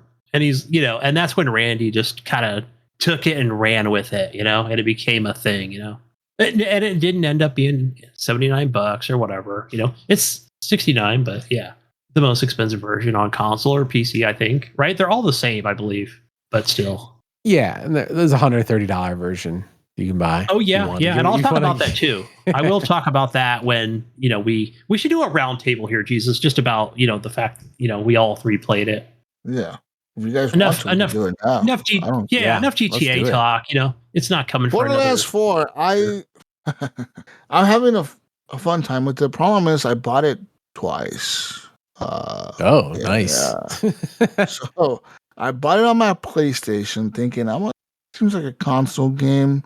Problem I had on the PlayStation, the game it's okay, it runs good, but I can't shoot nothing with the controller. You come full circle, Jesus. I absolutely can't master shoot race. nothing. I can't hit a thing. Way dude. Back in the day when you made that transition, you were like, it was. I can't shoot fucking shit. Krafty, listen, dude. I'm trying to hit you, man. I'm trying to hit the enemies. And I'm like, I can't fucking shoot these guys. These guys are killing me. Like in the tutorial, I was getting killed. I'm like, how the fuck am I getting killed right now? And these things were just destroying me. I'm like, I can't hit these guys. Can't. And then I got into the open world. I'm like, can't shoot. No, I can't fucking shoot nothing. I was missing all my shots. I'm like, this is too big. I can't. And I even turned the sensitivity up to like 5. Its default is like 1 or 0.5. I think it's the default or 0.3. I turned it up to fucking 5. I fucking cranked the turning sensibility, the sensitivity or whatever, and then fucking aiming sensitivity, everything up, down, the horizontal and y-axis, everything, all that shit up to 5. And my character could move like a crackhead, but then I still couldn't hit nothing. I'm like, well, I can turn really fast, but I still can't hit nothing. So, me being me, I was like, well, I'm gonna try it out on Steam. I did, and I ended up liking it a lot, but my 3080 is struggling a little bit here with the performance. Okay, and I don't know what it is, but in my opinion, I don't think a 3080 should be not able to play this game. I think the problem is Unreal Engine 5. Every game that has released with Unreal Engine 5 as the main engine that we're using on PC has had issues with performance. And I'm not talking just issues with the 3080. I'm talking it had issues with the 20 series, it has issues with the 10 series, it has issues with the 40 series, and even the 50 series. Like, these cards, a 5080 should not be struggling to run Borderlands 4. Yet, people are. Or 4080 shouldn't be struggling. Yet, people are. Why? That should not be a thing, dude. Like, a 4080 isn't that old. You know what I mean? And for that to be struggling to run this game on a PC, like, the fuck?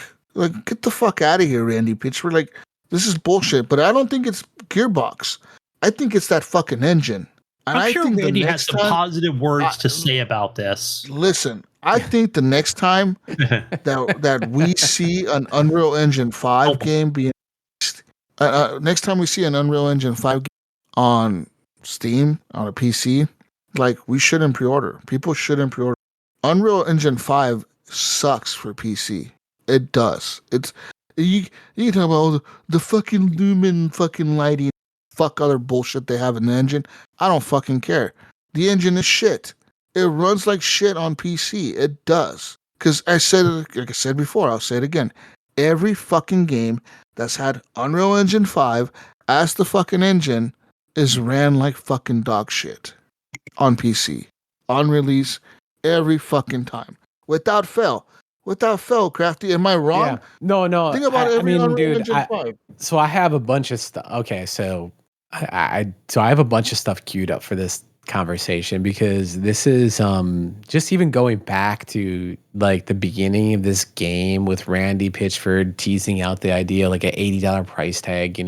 There's like some controversy about this game to begin with, and then but also like the guys at Digital Foundry, they're even saying that this game runs worse.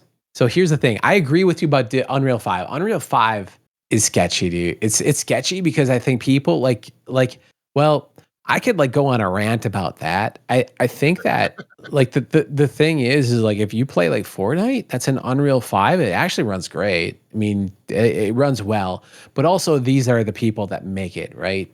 That's who makes the engine in Fortnite. So they're the pioneers of this. That being said, I think that a lot of the experts they're still learning this tool. They're still learning Unreal Engine, but yeah, they pushed the game out probably a little bit earlier than what they should have.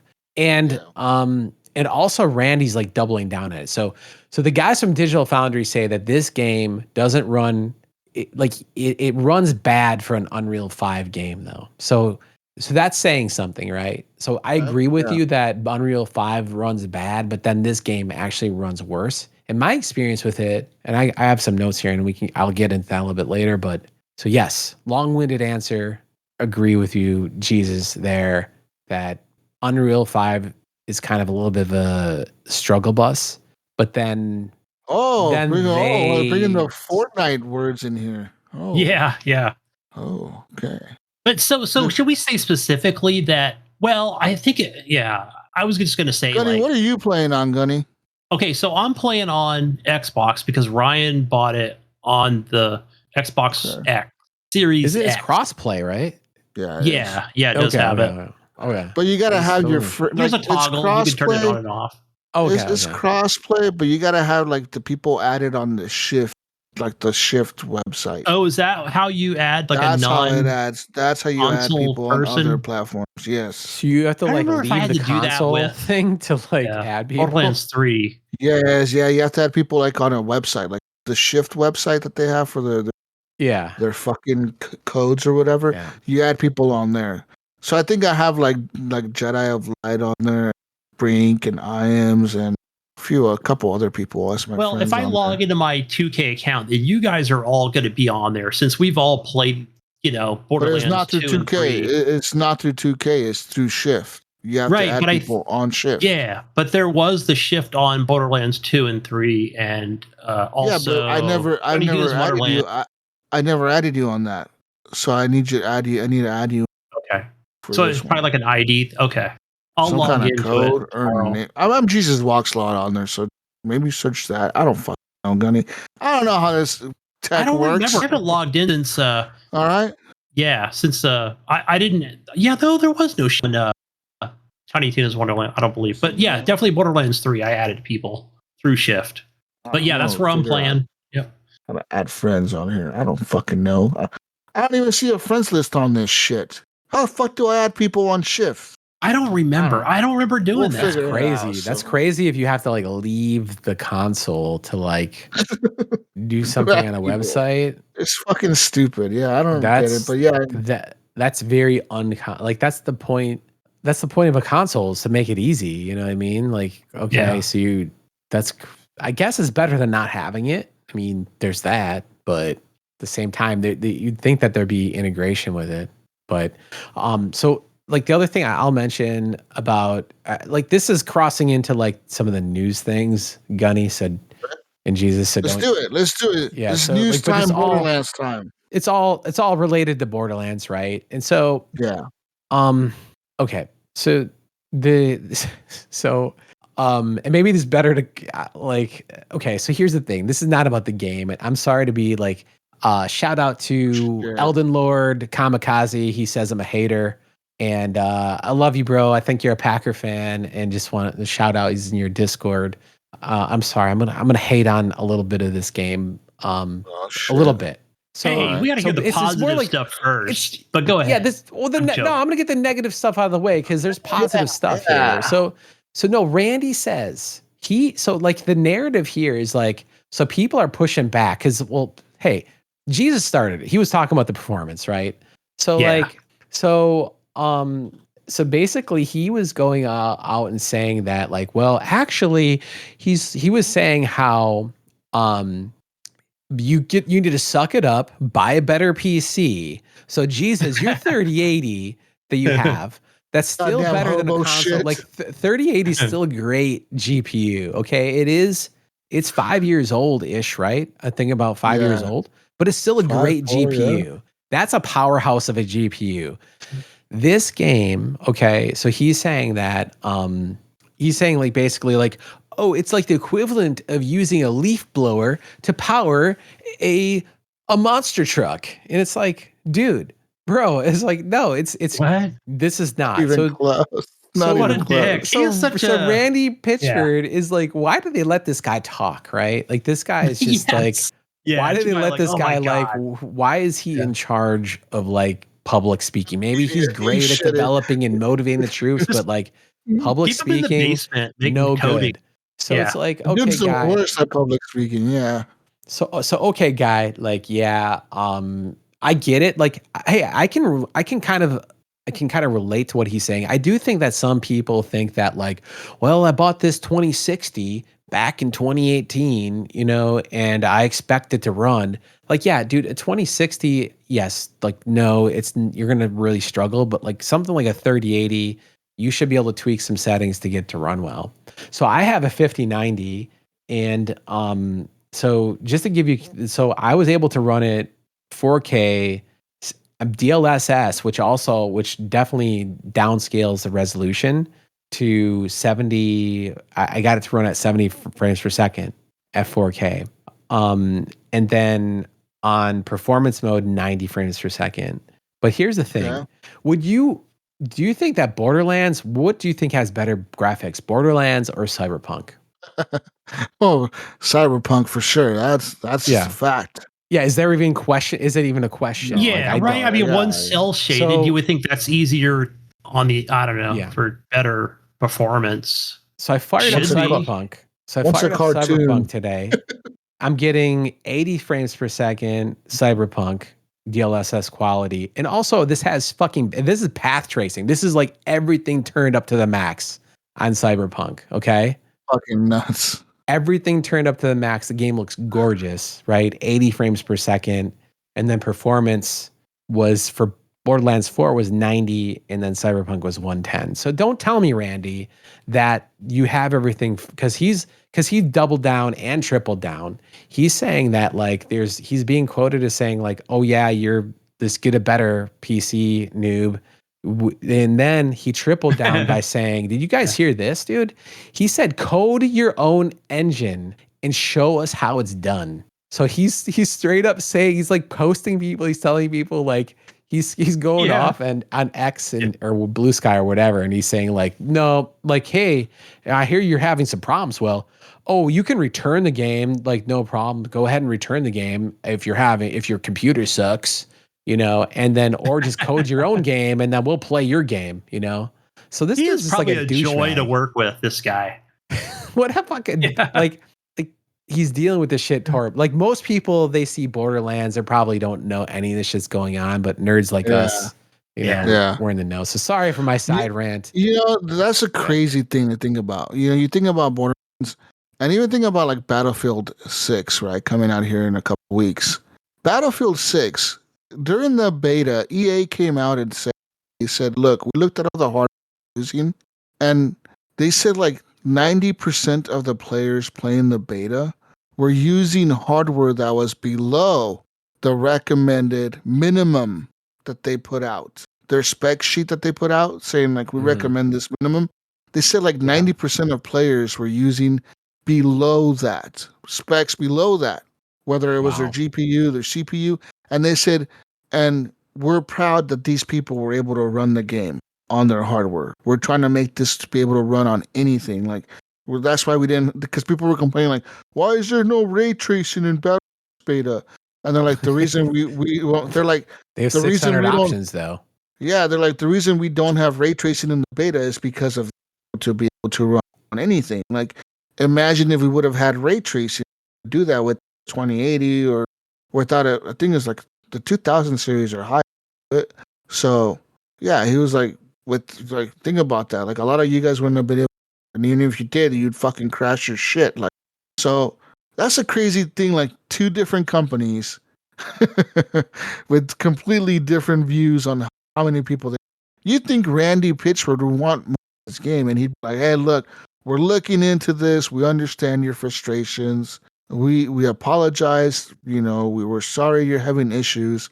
We understand your pain. We're going to try to fix it. No, instead he's like, fuck you, you fucking hobo. Exactly. You fucking hobo, motherfucker. You fucking porry. Give me some more. You go spend some more money on a better PC, you fucking low-life piece of shit.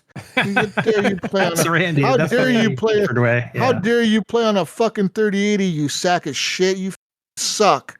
Like, it's like, damn, dude. Like, no, like, you gotta, like, yeah, this guy's definitely, they definitely need to hire a person because this guy sucks at it. He is and mute his account on Blue Sky or whatever. I've never really liked the dude, like, ever. Like, I like Borderlands, but I don't like him at all. He's a fucking asshole. Yeah, I couldn't imagine what it's like working for the. Can you imagine what it's like working for him, trying to make like a decision against them? Well, like, do you remember? I remember he proposed something. Do you remember then, when he I don't think that's a good idea. Fuck you, you fucking piece of shit. You're gonna do what I like. God damn, dude. Like, I'm just saying that's not a good idea. Hey, do you remember the voice actor for Claptrap, the original one? He punched him in the face. Randy punched the guy in the face. What? Yeah. Oh shit! Yeah, he punched Claptrap. I have to Google this right now. What the fuck? I don't know. I forgot his name, but That was the controversy, I think, whenever the last, I don't know, it was Borderlands 3, when everybody's like, what happened to the original claptrap? Controversy. I remember the USB drive shit. Yeah, the USB drive was a trip too.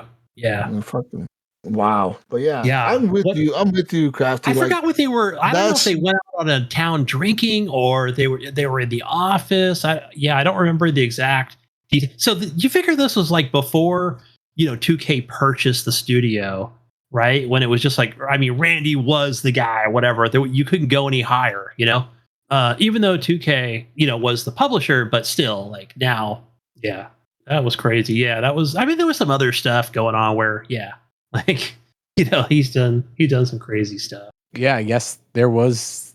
I don't wonder the alleged assault. I don't know if it was. It was right. Wow. Okay. I'd never heard about that one.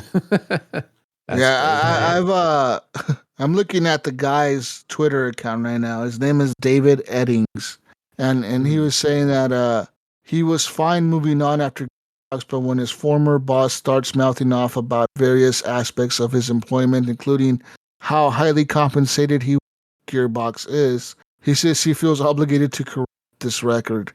He said he had a lot of mixed feelings about reprising his role of Claptrap, but he said he'll do it and put his differences aside.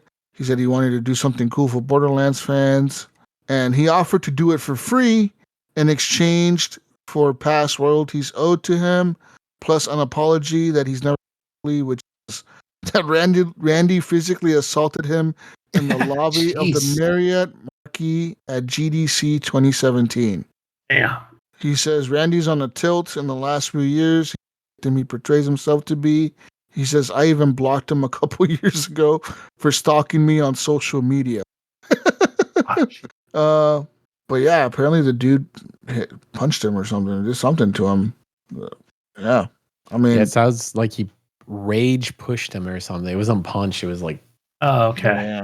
Yeah, I thought it was an actual punch movie. Okay, yeah, but still, they put their hands on each other. Randy sounds like he's a dick. All right, let's be honest. Yeah, you think? Randy is a fucking asshole. The clues here, but yeah. Okay, but back to the game itself or whatever.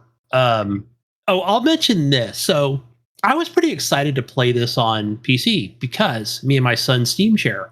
I think we're like the only two. Like it's just me and him, and like that's the one game that we have in common over the years of, because he's like into Roblox and other style type games like that. So I'm like, he goes, yeah, I bought the most expensive version or whatever, and I'm like, oh, cool, cool. He works full time. He works at night. I'd be able to play it on my days off up until almost 9:00 at night. So I'm like, I'd get so much time in on this game. I don't have to buy it. This is awesome. I'll get some extra. Maybe I won't get like the extra perks that he got, but it's a family share Steam game. So I was all in. Well, I went to download it, I think Saturday morning, guys, and I'm all excited. And then the game's not up the account. I go in there. I'm like, dude, like, oh, is that one? What's going on? It's not on your account. What happened? He goes, I refunded it based on what people said on the internet about the performance. It's shit. Oh. And I'm like, what? But you figure, okay, so both of us have the 4070 Super. Matter of fact, I think I have the Super TI, or he does. He's got like an i9 processor. I'm like, dude, like you got like the best PC. You should be able to run this. No problem. Did I say 30? Do I have the 4070? I don't know. I forget. 4070 Ti, Gunny. Thank you. I did say 30 series, but yeah. So you figure like, okay. I'm like, fine. I guess I'll just go play on the Xbox. It's cool. I'll get to play on an OLED TV. But Krafty, I did watch this guy on Twitch like Saturday morning. I was kind of just checking out some of the gameplay and I was looking specifically for a PC player. And he goes, yeah, I've also got the 4070 Super. He goes, yeah, like the game crashed on me 3 times in the last 20 hours, but that's, your love for Borderlands, you're going to keep firing it back up. But he goes, no, like it's been running okay. I don't know, frames, he's been getting 70, just like you said. Yeah, it's running okay. Yeah, I mean, and to like tone it down a little bit, the reality is like it's fine. It's not great. It's not terrible. It's like mediocre. The problem I have is like I'm just all butthurt, honestly, because of the way Randy Pitchford kind of dealt with it. It's like, dude, just be honest about it, or like be like, yeah, look, we just released it, and like we hear you. Like, well, don't say that, but just say like, hey, look, we're looking at it. We're gonna make some improvements over time, but we want to get this game in the hands of customers and get, like let you play it, and we're going to be making improvements tonight. Like, why not just approach it like that versus be like, yeah, dude, it's just fucking, you're broke. You got a bad PC. It's like, no, like people are used to like playing games. The reason why they're upset about it, because they know they play other games and their performance doesn't match, right? Like, when you play Cyberpunk, and it's not fair comparison, because Cyberpunk's been out for fucking 5 years. It's had 5 years to go through optimizations and things like that. It's not a fair comparison, but people, they're going to notice that difference, right? Like, this better game runs at a better FPS. Why does this game run less? Yeah, that's the Randy way of thinking. Yeah, there's a part of me, I do believe that, I know he just, I just know that the team is work still, besides what Randy said, right? Because the way he fucking handles everything unprofessionally, obviously. But I know they're still working on optimizing the game better for PC. Yeah. And I don't know. He's just, his fucking ego is so, high up there. I don't know. He probably just can't even admit it, Yeah. The fact that he can't bring himself even to it, right? Because of his ego. That, of course, we're working on it. We will optimize this game better for, because I hear I believe it's the 3060 card that's having like the worst of it. Some were saying online. So I don't know why that card specifically, but to be addressed. So, but I wonder how many people actually refunded the game, because, there was a lot of people on Steam that had refunded it. So. Well, I mean, Randy, I think that was the biggest card that Steam reported. I refunded it. What? Oh, you did? What? Yeah. What? I mean, I was gonna save it, but I'll just throw it out there now. Though I did, because Randy pissed me off. I know it's not gonna make any difference, dude. I actually liked the game, but I didn't really have anyone to play with, because everyone backed out, because the word was out, like, oh, the performance issues. Like, Randy started opening his mouth, so everyone that I know kind of like backed out of the game. So, I refunded, because Randy was like, "Well, if you don't like our performance, you can just refund." He was just being smarmy and like a piece of shit. So I'm like, I'll come back when I get this shit for, $20, $50, $40 cheaper or something on a sale. I did like the game. I mean, I like the game. That is a weird. How far did you get? What character did you choose? I chose the oh crap, what is it? It's probably this. Yeah. Is that Rafa? Kind of the shooter guy. Yeah, there you go. Rafa. I chose That's who Rafa. I chose. I chose Rafa, and I thought. So here's my impressions of the game. I thought the initial my game also crashed 3 times.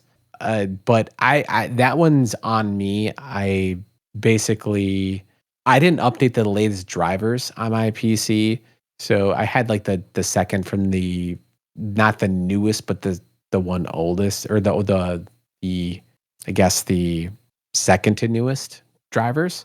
I don't know if that was what was the problem, but it crashed 3 times on me. I installed the latest drivers, rebooted, and then it didn't crash again for me. So that's on me, but still, I kind of took that as kind of a bad sign. I mean, I've done that before, where you just kind of forget to, there's a new release. It's not like I was like antiquated. I was like literally on the second newest drivers or whatever. And so fired up the game. I thought the graphics are noticeably better to me than Borderlands 3, because I think some people are like, whoa, how come, like, it's just Borderlands 3? It's not. It's definitely better graphics. So I think that it's not like it's like a 1-to-1 for Borderlands. So it's noticeably different and noticeably improved. And I thought I do like the art style. I thought the art style is really good. I think the onboarding of the game, like the initial tutorial, I think goes on too long. It's like, I mean, who here, I mean, like, most likely someone that's buying this game has played in Borderlands before, I'm guessing. I don't know for sure, but like the tutorial things seemed kind of odd to me. But once I got through that tutorial, and it was like longer than I thought it needed to be. And then once I got to like the main island, I guess, or the main area, I don't know if it's the really, safe house. It's really? Like a beach area that you get to or whatever. And I thought that was really cool. And I was like, oh, this game's cool. Like it controls well. It felt good. And by that time I got my settings dialed in. I turned things down, to a point where I was happy with the frame rate, and I was digging the game. And I was planning on legit like keeping it, because I thought like shout out to City and Wanda, co-host the Video Game Happy Hour. We were like going to play together, and they kind of backed out because of all the stuff. So I'm like, and then Randy's like, well, if you're not happy with the performance, just return the game. It's like, yeah, I'm like, well, I don't know if anyone I know. You listen to Randy. Yeah, right? I just took Randy's advice. And now, I'm just gonna design my own game. I'm gonna code my own game now, and make your own game, your own engine. He acts like they made that engine. They're using someone else's engine. They didn't even make that engine. What the fuck are they talking about? What the fuck is he talking about? I get all of his. The thing is, like, I get all of his points, but these are things you talk to, like, you bitch about to your coworkers. You don't say them publicly behind closed doors. Yeah, you don't. You just like people that buy your game. These people complaining, they're bitching, blah blah blah. It's like, yeah, but there's some people that have valid complaints, right? Like there's some validity to this, and he probably just had it, and he's a fucking douchebag. And so I'm like, I have so many games to play. I have so many games to play, and it's like, I don't know who's gonna play this with me right now. So it's like, it's fuck it, dude. I'll be a like little drama queen and wait. But I think it's a good game, dude. I think it's good. I think the game is fucking good. It's fun. The characters are funny. The dialogue is good. Feels like so. I'm in it. I didn't hear anything you said right now. I said the game is good. The game is funny, and Borderlands. Just I want to play it, but you're right. Like Randy's a fucking dick, fucking guy. Hey, look, I guess I'm in a special situation where my son kind of bought it, returned it, and then, Ryan, we're big Borderlands fans. Like it's going to be on the console. I'll just continue to play it on there. Maybe eventually I'll buy it on Steam, but maybe like you said, when it's on sale, I can play it in here in the podcast gaming room. But yeah, I'm playing Rafa too. I always start off with the soldier class. I always have. Yeah, I don't think you got that choice in like Tiny Tina's Wonderland or whatever. But yeah, Borderlands 1, 2, and 3. Yeah, I always start with the soldier. I like the I think it was even going back to Borderlands 2 where you get the, you can drop the turret or whatever. I thought that was the coolest thing. So I know that's in this game as well. So yeah, just give me the auto turret, man. Let me drop 2 of those things, Fucking let them have it, man. Give me the fucking gun with the most power or whatever. Even though all these characters, you're all shooting with guns, right? This is a gun game, but yeah, I want to know. I just want to feel like the badass, and then I'll probably move on to what's the one that everybody's using the most? The character that where you can shit. Now I forgot the name of it, but yeah, like you're just using a little bit more magic or whatever. You've got a couple. Oh, the Siren class? Drop. Is that the Siren class? Yeah. I'll see everybody's playing Siren. I think it is called Siren. I think it's something else, right? Yeah. Oh, I forgot her name, but I'll probably play her next, What is her yeah. Just Siren, I guess, right? So I guess she's like the replacement for Lilith is kind of Vex. Vex the Siren. Vex, yeah. There's Vex the Siren. Yeah, that's cool. Rafa the Exo Soldier, Eamon the Forge Knight, and then Harlow the Gravatar. Yeah. So I'm like level 8, I think. So I've already gone through, that tutorial thing of, maybe somebody who's never played the game, I guess. But yeah, you can't really skip it until you get to the safe house. And yeah. But yeah, I would say like one of the, I don't know, I guess this would be one little complaint of, so far I'm having a good time, right? It feels like a Borderlands game. It's cool. Playing on normal, and like, I think it's like, so on the Xbox controller, like when you press up on the D-pad, it kind of gives you the directional of where you need to go, and then there's also like a compass up above. But it's like kind of gives you this line. I'm like, wait, so like where exactly? Sometimes I feel like it's not telling me because it's highlighting other things, Like, wait, I just want the one main mission highlighted. I don't need like the save post, as I like to call them, like I don't need that thing shooting up into the sky, like they've always been in the Borderlands game of like they'll highlight these posts, so when you pass by them it automatically saves your game. Like it's weird that they actually put those in the game. They're not invisible, but I think they've done it since Borderlands 1, and it's like really they're like these structures that are like these small posts that are like they're glowing or whatever. Looks like you can go press it, but they don't do anything. It's like, wait, why are they there? So, that's where you respawn when you die. Are they the checkpoints? Oh, they might actually be. Yeah, okay. Yes, that's the checkpoint. Yeah, that's where you respawn. I didn't think about that. Those were checkpoints. Yeah, because they don't actually say anything. They're highlighted, so you go once you go out to it, the highlight thing will go away, and yeah, so that's where you respawn, Gunny. Okay, well, it's like when I remember when I died, it was like, wait, where did it actually put me? Like at a different spawn point or something like so. Maybe I just never turned around to go, okay, that's what those are actually for. So yeah. But I did like the fact that that just how it tells you where to go. So I guess I could pull up the map or something, or just keep exploring. So how much of an open world? Because that was like one of their things that they sold as being more of an open world. I always felt I think this one's right is supposed to be, besides something like their equivalent to a dungeon run or whatever they were calling, that it's all open world. Like, okay, neat. Yeah. I'm not gonna lie, I kind of regret returning. Limitations I do like this game. I was just trying to make a point. It's like, I'll show you, fucking Randy. Oh damn! I am surprised. Like, I would like to know how it's running on.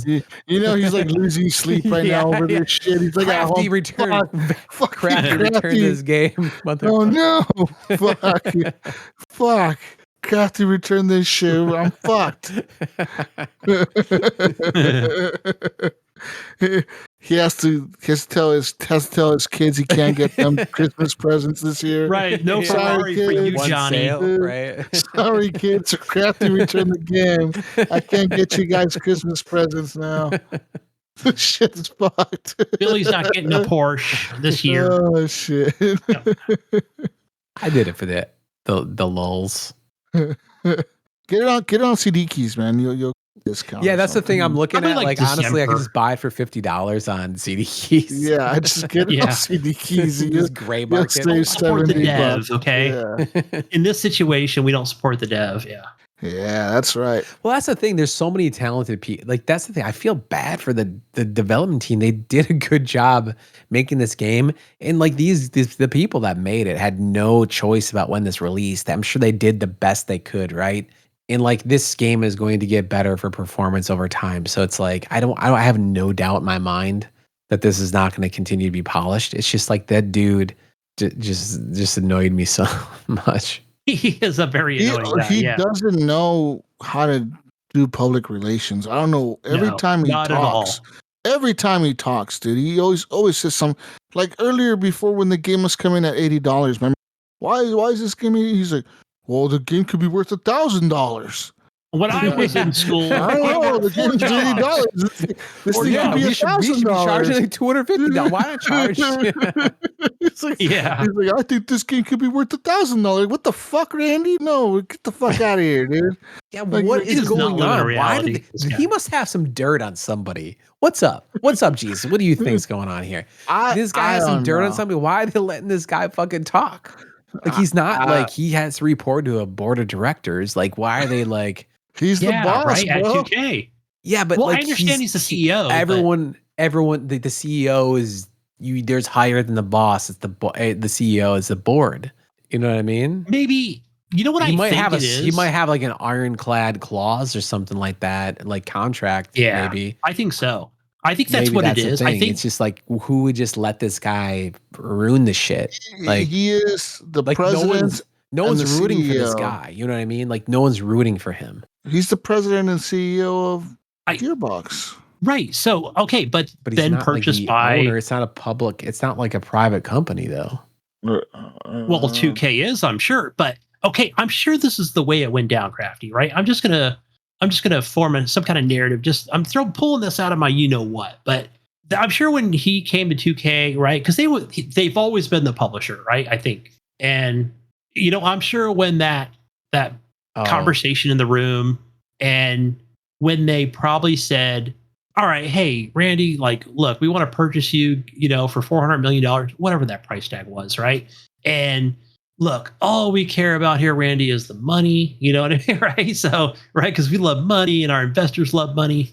And it's like, you continue to be the CEO of, Gearbox and, and do what you do best. Right. And make Borderlands. And we don't give a fuck about anything else. You know what I mean? I'm sure that's the way it went down, so he's probably like, I'm sure his ego got even bigger. Right. Like, and it's shown, recently.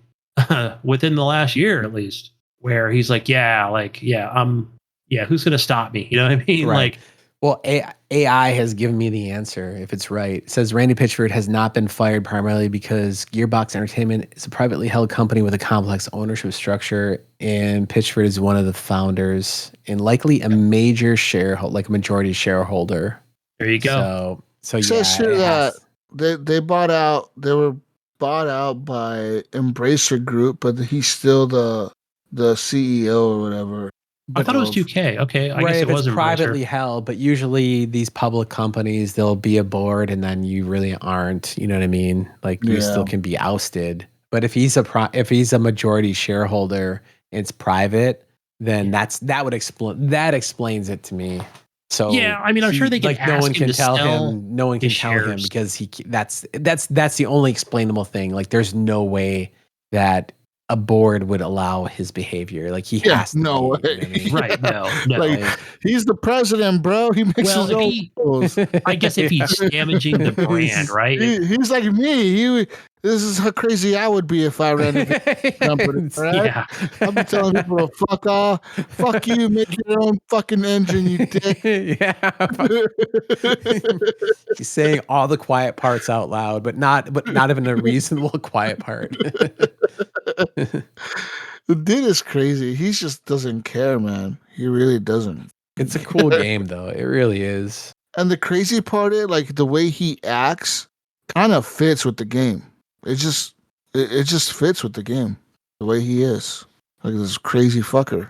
Like, yeah, it's got that humor to it, right? And that's kind of what he's, how he's played into social media. I don't know.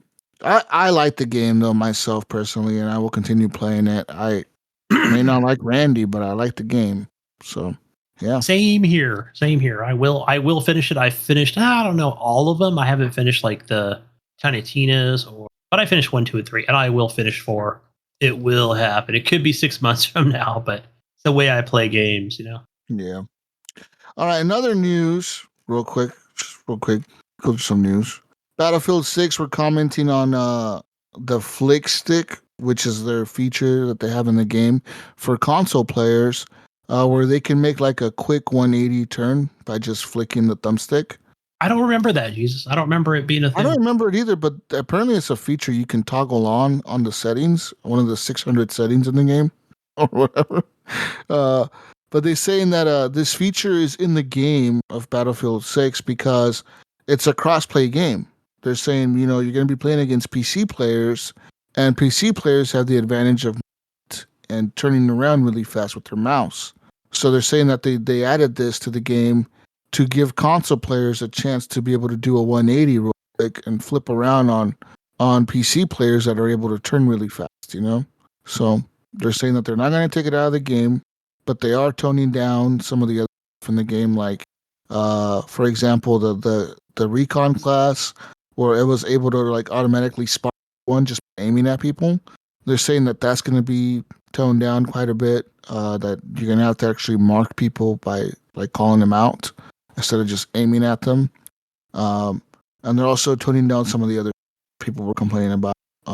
But they said that the flick stick feature will remain in the game for launch. Okay. Yeah. Because some people were complaining, it's an unfair advantage. The PC, how the fuck did this guy just do a 180? That's how. But it's a feature of the game. So I guess don't complain. I don't know. Make your own Battlefield. How about that? Make your own Battlefield. Make your own Battlefield and make it better, huh? Yeah. This should be the answer to everything. You don't like it? Make your own. Make your own Battlefield, Gunny. I mean, it's kind of fair. I mean, not gonna lie. I mean, it's like oh shit. There was a Nintendo Direct. They announced a few games. Wait, what? I'm trying to. Sorry, dude. What is the flick stick mechanic? Is it just like turn you around? Yeah, it makes you do a 180. Like you can flip around like to like face the other direction, so you're facing way.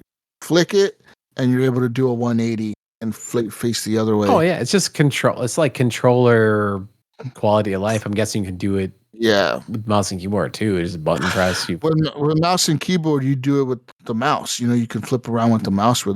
That's what they're saying, that it's an unfair advantage for the PC players. Okay, because, so it won't be on the mouse. So you okay? Yeah, but then are they taking away aim assist for the controllers? I think so. Or they're toning down the aim assist. Okay. Yeah. Interesting. Okay. Thanks. Nintendo Direct. We got a new Pokemon, Fire Emblem. Yoshi and Mario Tennis was announced. Also, a surprise DLC was announced for Donkey Kong Bonanza, and a Virtual Boy is coming to the Switch. That's right.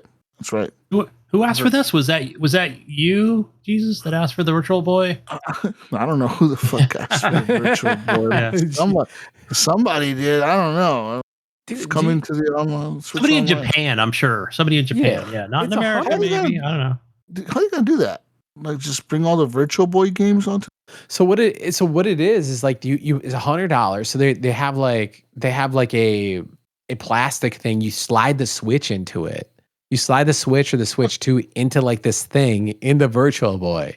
And they also have a cardboard. Like, remember that what was the cardboard shit called or whatever? Labo? Yeah, Labo. They were charging $30 or $40. So they have a Labo one too. A Labo. So they have a cardboard one that you can slide your Switch into. And then here's the thing. This is how much of like a Nintendo sucker I am. I would buy it if it came with some games, but apparently you still got to buy the fucking games. So $100 for this device that you slide your Switch into, and then you have to buy the game. So think about it. Like if you're like let's just say you want to play Virtual Boy again, you're what, like how much is a Switch now? I think a Switch 1 is still like $400. Didn't they raise the price on that shit? No, so like you're $500 in. That was $300. To play a fucking Switch for a Virtual Boy game. That was like one of the worst Nintendo consoles ever. So I don't know what they're doing, dude. They're making farts, money, dude. Is what they're doing. Yeah, they're making the money. They also confirmed a release date for Final Fantasy VII Remake on the Switch too. So there's that. Metro Prime 4 is coming, and they also have they're officially bringing Resident Evil 7, Village, and Requiem to the Switch 2, all on the same day next year, they said. And there's a new Pokemon spinoff called Pokemon Pokopia coming to the. Would they run out of names for Pokemon here? Like, yeah. Well, this is a spinoff. It's not like a Pokemon game. It's they're just copying Pal World and then doing it since they're suing the shit. I think you hear about all their lawsuits. They're basically like suing everyone for using any mechanic that they're doing. It's just kind of crazy. It's getting kind of crazy. Yeah. Nintendo's crazy. Our World is still going though, right? It's still like, it is. Yeah, it's still a thing. I haven't played it recently. Like, I did want to download it recently, like just to kind of see how it's been. Like, not playing it for 6 months, or it's probably been longer than. But yeah. I had such a fun time with that. But I did say, Krafty, when this game first came out, and then Nintendo was super silent right after, even a month or two after release, and I was like, and everybody's like, no.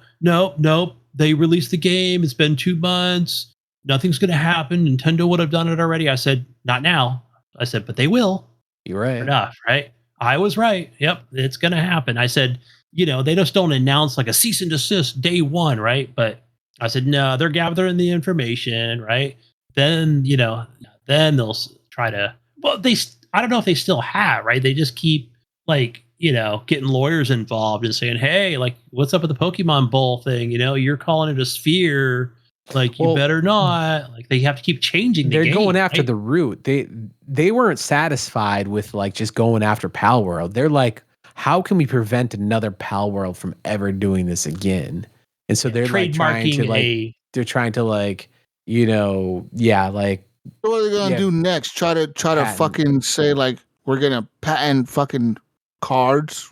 Yeah, right. Like they're trying. No one could make put it past Nintendo. Dude. Listen, man, I want to make a card game with creatures. Okay, can I make a card game with creatures on it? Dude, if you took my listen, it's going to be a horror themed creature card game where the creatures have health points and abilities, and they're all horror themed, and they all have different abilities, and it's a collectible card game. Okay, and I'm gonna have crazy monsters on there. Okay, and eventually, when I get popular enough, I'm gonna make a deal with like movies. And I'm going to have Jason and Michael Myers and Freddy cards. And I'm going to have some cool cards. Yeah, some now. Still my idea, Nintendo. I'll make a fucking horror-themed Pokemon game. Yeah. Yeah, you'll get so many cease and desist letters and threat letters. Yep. Right. They're typing up the letter right now. Fuck, I just received Nintendo. Jesus, fuck you and your card game. You're getting sick. But speaking of stuff like this, Xbox is coming out with the ROG Xbox Ally. That's coming out October 16th. Krafty, are you excited? Tomorrow or Wednesday? Yes, October 16th is the release date. October. Never mind. And shit, I must have missed that.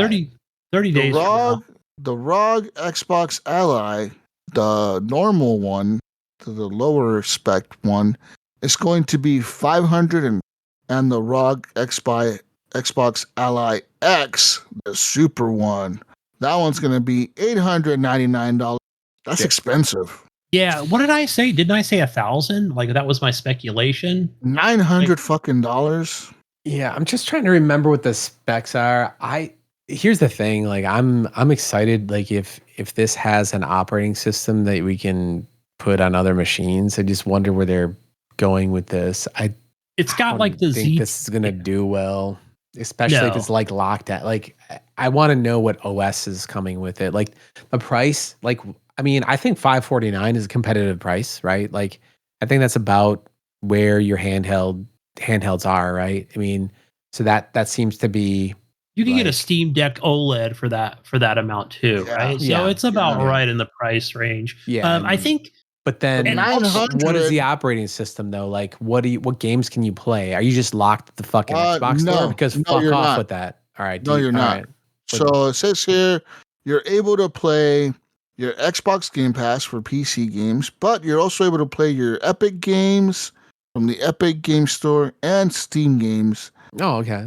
So you're able to there's play. An advantage. There's an advantage over the Steam Deck, right? Oh, yeah. I mean, I guess it's a significant one, right? Where the Steam Deck is, okay, technically you can play Steam and Epic stuff if you go with a Decky loader mod or whatever. This also will support docking, so you can play it on your TV or your monitor. Mm-hmm. It's going to have USB-C and memory expansion slots. It also has a full Windows mode on it for use as a portable PC.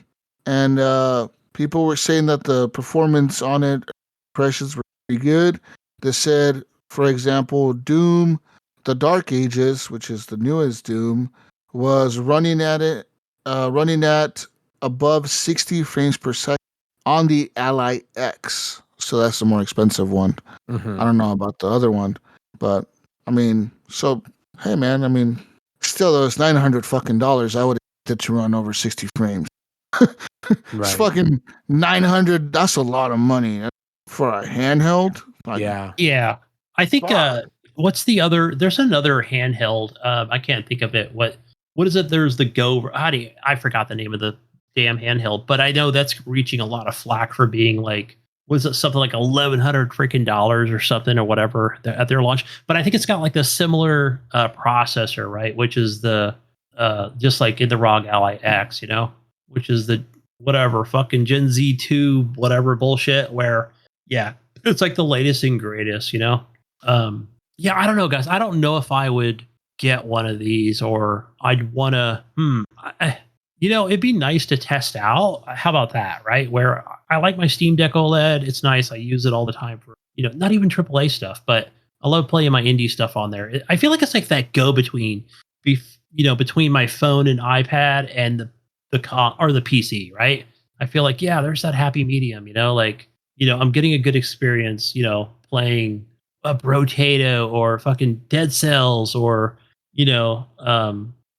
something on that Steam Deck, where, yeah, I probably wouldn't have the best experience playing on, an iPhone or iPad or whatever it might be, right? So, yeah, I don't know. I don't know if I want to play Call of Duty on there, or some kind of AAA. Right. Yeah, I just wonder how it's going to be to like navigate and like pick up games. Like the Steam Deck, I think it's great. Like it's just easy to like load up a game and it runs great. I love the OLED screen, but I'm not like a handheld gamer at all. So like I got it truly as like a toy. I kind of knew I wouldn't use it a lot, like just maybe for traveling and stuff like that. And I had this idea like, oh, this is going to convince me to go to bed earlier and I'll play some games in bed. And it didn't work. I can still stay up too late, so oh, shit. But I'm kind of interested in the experience, and I'm looking at this. It doesn't have an OLED screen. So like right off the bat, there's going to be like the version 2s with the OLED. So it's like they got to get the prices down and all that stuff. So I think, I'm curious to like how this turns out. I don't think I'm picking it up because I don't do anything with hand. I have a Switch too, and I never use it in handheld. I never use if I did, like I'm with you, Gunny, I would just pick up the Steam Deck and play some like more of like an indie type of game, something that's going to be more of a portable feeling game versus the power. I don't need like the Call of Duty. I don't need to play like some powerhouse Assassin's game Creed, right? Or things, something. I don't know. Cause I try to play Barrage on it. It's like, I don't know. I just don't have that great of experience. Like, I'm like, oh my gosh, I can't play this. I either have to go play the, Assassin's Creed, fucking Shadows on. It's either got to be the PC or the Xbox or the PlayStation. Like, I don't know. I just like it's either the frames or the colors look washed out, or like even though the game is verified, right? You could watch a YouTube video saying, "Yeah, guys, go check out Assassin's Creed Shadows," or I don't know. I'm just trying to think of another verified game. Like, no, I don't know. No Man's Sky, it runs great on the Steam Deck or whatever. Like, I guess I don't know, but I'd still rather have a larger screen to play a AAA game, and I don't have to worry about running a mod on there that makes it a better experience. Yep. Just give me Slay the Spire, man, or Rotato, or some smaller fucking indie game, and I'm having a great time with the Steam Deck. Yeah. In other news, Corsair is now agreed to pay a settlement of $5.5 million in a class action lawsuit over their marketing of the Vengeance DDR4 and RAM.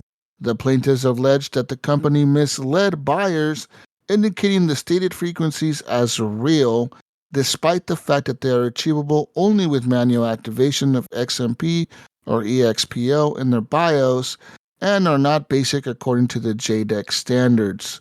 The lawsuit, which is whatever it's called, was filed back in 2022 and alleges that the modules were marketed with emphasis on high speeds such as DDR4 3600 and DDR 6400, without clear indication that by default the memory only operates at lower frequencies, DDR4 2133 and DDR5 4800 respectively. And to achieve the actual speeds that are advertised, you need to have the appropriate processor, the appropriate motherboard, and you have to manually set it to run at that speed, which is not available to all users. So they originally said that they denied any guilt at first, and then it's been 3 years that they've been getting sued. And I guess now they're like, hey, we agree, we lied. All right. So, Finally, yeah. So now they have to, they're required to change their product packaging and their pages on their websites to include before labels and disclosures about the overclock nature of frequencies in question. The agreement applies to all buyers of any Vengeance purchase in the United States from 2018 to 2025, and owners of such modules can apply for compensation, and you can even get up to 5 pieces. I don't know what that means. Without checks for small amounts. It says here applications are accepted until October 28th, 2025, and the last hearing to confirm the outcome of the case will be scheduled for December 4th. So there's that. In other news, Roblox news, Krafty. We always get Also, I have that RAM, by the way. I was going to ask you. If you have, I don't. That's those the are RAM pricey. I have, and so I was like, so if nothing else, thank you for the story. I think I might be impacted by this. There you go, man. So check your email. Check your junk email or whatever. Yeah, I might have to. Or your BIOS, because I do have the Dominator RAM. I just don't know the model, but I'm guessing it's all. So you're probably gonna get like $30 back right there. Right, exactly. It's enough to buy Borderlands 4 on CD keys, bro. That's why Borderlands was crashing. Your RAM, exactly. Bro. Don't tell Randy. Tell Randy. Your RAM wasn't set right, damn it. Fuck. Go into your BIOS, man. In other news, Roblox crazy news here. Roblox has now been hit with a wrongful death lawsuit following a teen player's suicide. That's right. Following her son's suicide, Becca Dallas filed a potentially groundbreaking lawsuit against Roblox and Discord, accusing the platforms of wrongful death. As first reported by the New York Times, it says here the counts the events leading up to Ethan Dallas's death, detailing his interactions with the player named Nate. According to this report, Nate was likely a 37-year-old man named Timothy O'Connor, who was previously arrested on charges of possessing child pornography and transmitting material to minors, and the report added that Ethan opened up about these incidents to his mom before committing suicide 4 months after his confession. The lawsuit could be the first of its kind against Roblox, according to New York Times, considering it attributes some blame to the gaming platform that's home to tens of millions of underage gamers. In a statement responding to this report, a Roblox spokesperson said that child safety issues are seen across the industry and that the company was working on new safety features while also complying. This is not the first time Roblox has faced complaints about being a danger to gamers. In August, Louisiana's Attorney General, Liz Murrow, filed a lawsuit that claimed Roblox doesn't implement basic safety controls to protect their underage user base. That lawsuit follows a similar investigation by Attorney General James Utzmeyer, who demanded answers to the reports of Roblox exposing kids to harmful content and bad actors. Roblox has now taken steps to combat these allegations, including tightening the restrictions on its experiences and more recently expanding their age estimation tool to all users on the platform. Yeah, that's fucking... Yeah, they're just under attack over at Roblox right now. Like, yeah, it's like crazy. I guess, but are they... Like, the crazy part is I never hear what happened to these laws. Like, so are they just settling these? What the fuck is going on here? Well, I thought we had they've been sued. Yeah. They've been sued like at least 3 times that I fucking read articles about them being sued by some parent somewhere because their fucking kid got... Last time, wasn't it some kid got kidnapped? Yeah, that's what we read. Okay, it was a different article. Yeah, it was some girl kidnapped or something, right? She got kidnapped by some person or something because of Roblox. I'm like, what happens to these lawsuits? Do they just pay the people out? I think I was gonna say they have so much money that I think... Here's the thing, like there's companies that operate in a way that the fine is like the cost of doing business. You know what I mean? It's just like, well, okay, well, it's just the cost of doing business. You know, it's just not even a material impact on the company. So I don't know. I mean, I'm just looking at like Roblox has like 111.8 million daily active users. Like that's like what? How many crazy. That's insane. Like, how many people are in this country, dude? Yeah. That's insane. 100 million users. So how much money there is? But also, here's the thing, though. But just playing devil's advocate of these things, like just trying to like paint, like, oh, Roblox is this bad thing. If a platform is that big, bad things are going to happen, right? Like, you have a large enough population of things. I'm not making an excuse here, don't get me wrong, but I'm just saying, like, you have enough people, like, there's going to be, like, the likelihood of bad people being there is going to happen, right? I know what you mean. Yeah. And I mean, I don't, of course I don't follow like just exactly how, Roblox is handling their online safety team or whatever. I haven't. Yeah. But, no, but I was thinking, Krafty, that's probably like, even if, like, let's just say that number of 118 million is not even a worldwide thing, even if you just say Western Hemisphere, right? That would include Canada, US, South America, right? Like, that's still like a big number, Like, and I'm thinking too, I'm wondering, like, even like the top people or whatever at Roblox is thinking, oh my gosh, this is, our user base is so large or whatever. How do we even go about, handling this recent thing?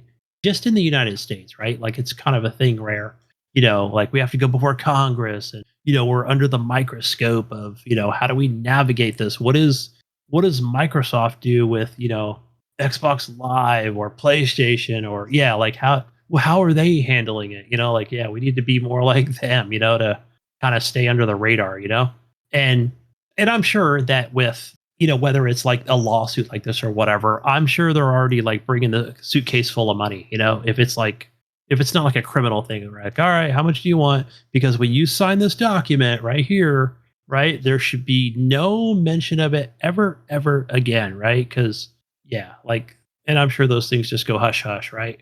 Because money talks, right? Yep, that's right. Money talks, but not for heavy hearts. That's right. Heavy Hearts failed Valve's review last month. Early access release. Valve is unable to support the early access model of development for a game with mature themes. The developer was invited to resubmit the game for approval, but then was ready to launch without early access. Though Valve did not expand on why games with mature themes have now been, it remains unclear what they meant by mature themes. Says here, due to current events, I panicked and I contacted my publisher to help me get on Steam Early Access, the developer told Games Market. He says, the general rule is that your game should be about 65% done before doing Early Access. Well, we're about 70% done, so the time was right anyway.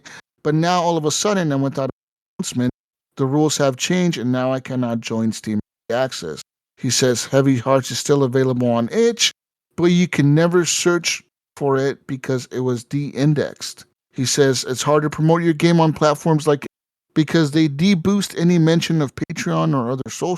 Since Patreon used to be the king of delisting kinky adult games, I never put much stock in it. So now it's basically all I have, and I even still have the risk of getting Patreon. Says here, itch.io de-indexed all of their adult NSFW content from its browse and search page back in July, after an open letter from conservative Collective Shout called for a stop to payment processors profiting from rape, incest, and child abuse games on Steam, and targeting the CEOs of PayPal, MasterCard, Visa, Discovered, and Japan Credit Bureau. So there's that. So apparently Steam has now changed their policies. Making a mature game, hope you have the funding to make it all. You're not going to get on there anymore. Well, I guess shit happens. I don't know. So, we already talked about this, but I think what Steam, because Steam is an actual like payment thing or whatever. I think we talked about it last time where, it's like a Visa or MasterCard type style thing and PayPal. So yeah, not in every situation, of course. Right. And I don't know. And sometimes itch.io, I guess, uses Steam service or whatever. But I think it's like, I think they are just doing this because, again, the pressure, right? And like, even though I think I'm hearing like some of these larger bank and processors like PayPal or whatever, they're not exactly saying, hey guys, like they're just kind of taking notice, right? Is the kind of the eyes are kind of turning back, And I think that just my speculation that Steam is like, all right, let's again, let's stay below the radar. Let's not kind of fuck with Steam or whatever. Because remember we read that article a couple weeks ago, Jesus, about I forgot what country it was where they kind of removed all the payment stuff, from I don't know, whatever. It wasn't the U.S., but yeah, there's a lot of heat coming down for these types of games and how payment processes work. So yeah, cool. Wow. So Meta is some shit here. Says here, former Meta employees company has research into VR child abuse. Says here, Meta Quest developer Meta is facing high-profile accusations of allegedly ignoring and showing to alleged child abuse on its virtual reality platform. According to NBC News and the Washington Post, 2 current and 2 former employees testified before the U.S. Senate Judiciary Committee that the company suppressed internal research indicating children and teens were at risk of exposure to sexual harassment and abuse while using their VR products. At the heart of the allegation is an interview where researcher Jason, I can't pronounce, Satizon, I don't know how to pronounce his last name, was told by a teenager that despite his mother's wishes, he and his younger brother frequently encountered strangers while using Meta's virtual platform. The teen claimed in this interview that some of these strangers had sexually propositioned the younger sibling. Says here, Satizon testified to the Senate that his supervisor ordered that this interview be deleted, and fellow researcher Casey Savage also testified that she became aware that it's not uncommon for children using Meta devices to experience bullying, sexual assault, and to be solicited for nude photographs and sexual acts by pedophiles, and to be regularly exposed to mature content like gambling and violence, and to participate in adult experiences like strip clubs and watching pornography with strangers. Savage said the Meta did not allow her to investigate how many minors had been exposed to this material. Meta spokesperson Andy Stone told NBC that the claims being investigated by the committee are nonsense, and they are based on selectively leaked internal documents that were picked specifically to create a false narrative. He stated that also denying that Meta issued a blanket prohibition on research users. Stone had been referencing to documents provided by the committee and the Post, one of which contained a message from a Meta saying a user-experienced researcher should avoid data showing children were used due to regulatory concerns. These documents also allege that Meta was aware that many minors were accessing its virtual worlds, even while they were supposed to only be available to age 18 and over. Some showed messages from employees who witnessed older users asking children where they lived over in-game voice chat. Others indicated that lawyers were researched, offered guidance aimed at side-skirting the question of whether minors were used. And one message from a company official in the document, employees were reportedly told that they should avoid saying kids, like we know for sure they are kids. Instead, used alleged youth or alleged minors with youngs who may be underage.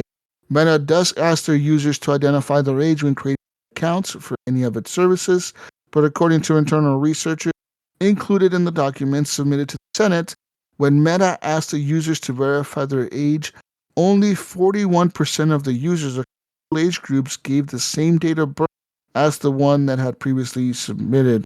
I don't know what that means. So I guess like they made a different account, and then when they go to the VR, and they put a different fucking date.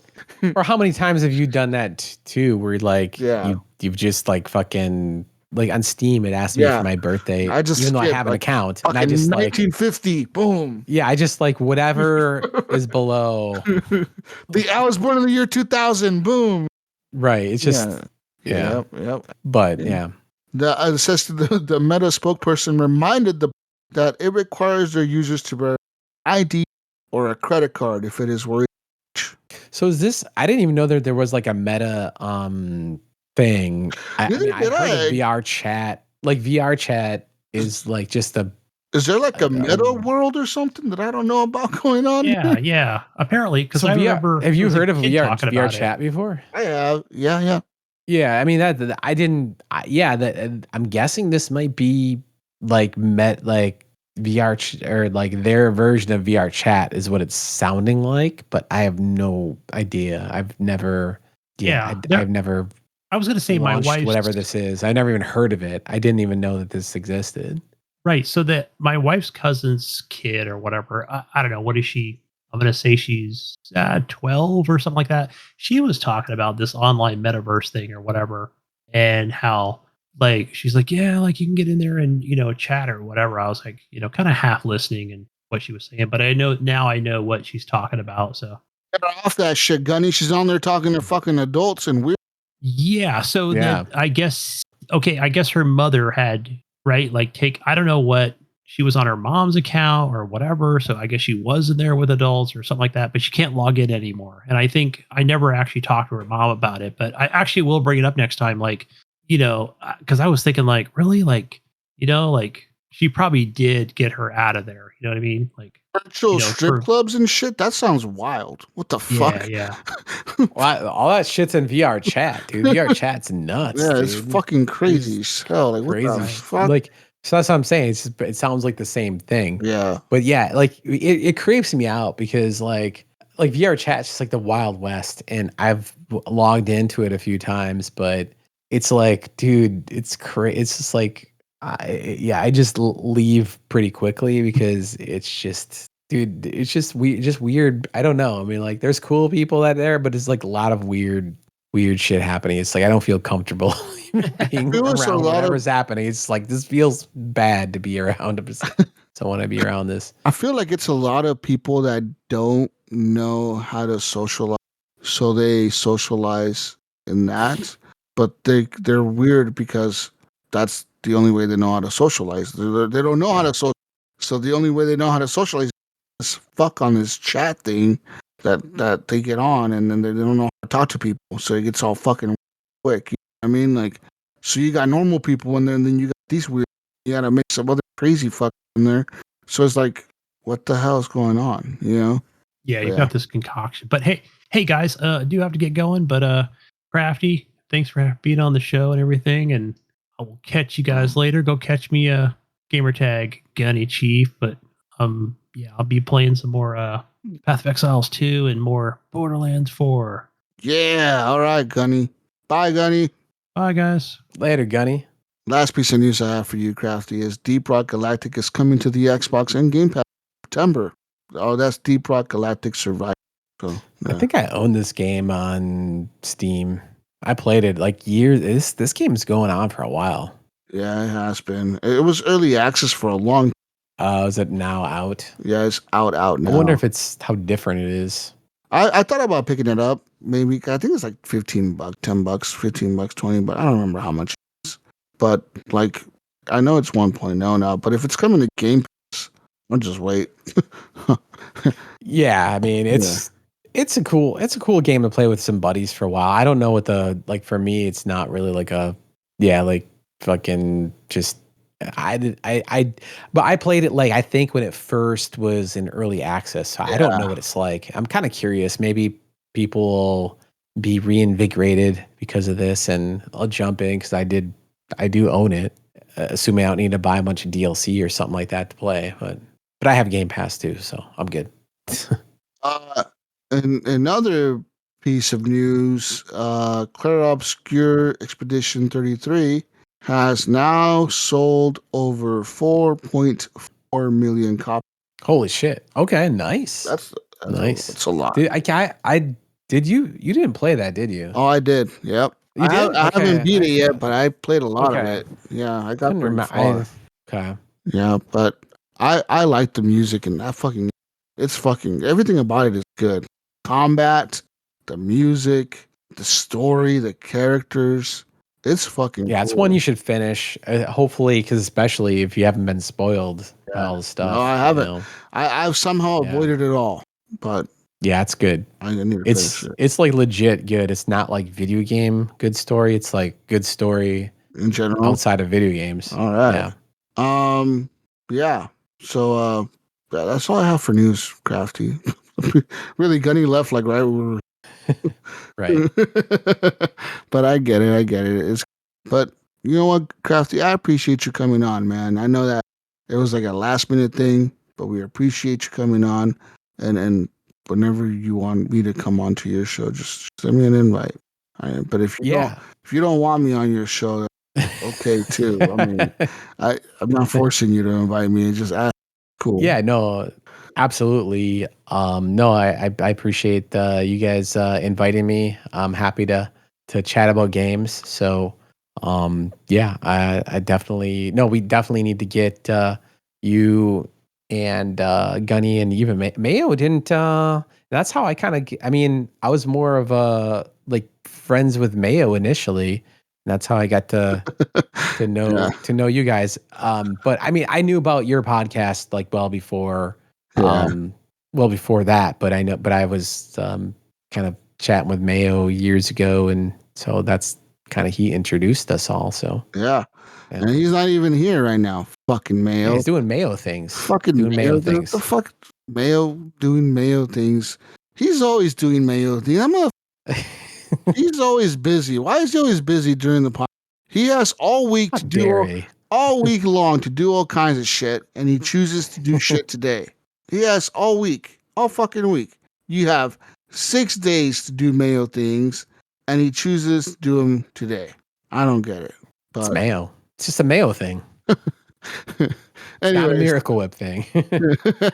Shout out to Mayo. Find him as the Mayo on Steam, the Mayo 01 on Discord, I think, or on PlayStation. The Mayo on Discord. Find Gunny Chief on Discord as well. Find our group in the show notes on Discord or whatever. It's not a group, it's a server, isn't it? Find the server in the show notes. And find Krafty's podcast, Video Game Happy, with some cool people over there. You got cool people. You cut out there for a second. Yeah, videogamehappyhour.com. Guess what, Jesus? What? It's our 1 year. We're coming up on 1 year. Technically, you know what? You know what, Jesus? The clock has flipped midnight is technically 1 year ago today on September 16th. Because I know you're still in the past. You're still September 15th. 1 year ago today was our first episode. It was a Friday. It was a Friday night. We would do our show. It was Friday nights, 11 p.m. Eastern time. We do it on Twitch too, so you want to stop in and catch us live anytime. If you're up late, we're there doing our show. But yeah, it's been 1 year, so it's been a wild ride. And I think it's close to a year since I think you invited me. It's been a while since I was on yours and you're on ours. So I think we need to get you back on for sure. Hang out. Congrats, by the way. That's an achievement, dude. Being you're doing a podcast. It's a long time. It's not close to 500. It's like we're like the little baby. We're the baby, but I know we were talking beforehand about some of the things and a lot of similar. I can like we're going through what you went through way back then, so it's like a similar journey. We all have a lot of ups and downs, man, but it's fun, and I like doing it. So that's why I'm still here 10 years later. Fuck, it's a long time. Is it 10 years also? Yeah. No, well, we hit 10 years in March. So we're at 10 years in March. That's right. Okay. Yeah. I knew I want to say like there was a milestone relatively recently, but then as 500, I'm like, well, that's. And then we're gonna officially hit the 500 mark here in 2 more shows. Fuck, like my life has changed so much since like I started this show to now. Yeah, 10 years. It is a fucking crazy difference. Like it's nuts. It's a long fucking time, dude. 10 years. Mm-hmm. Like, yeah, that's just nuts. Just thinking about that time frame of doing this for 10 years. Fuck.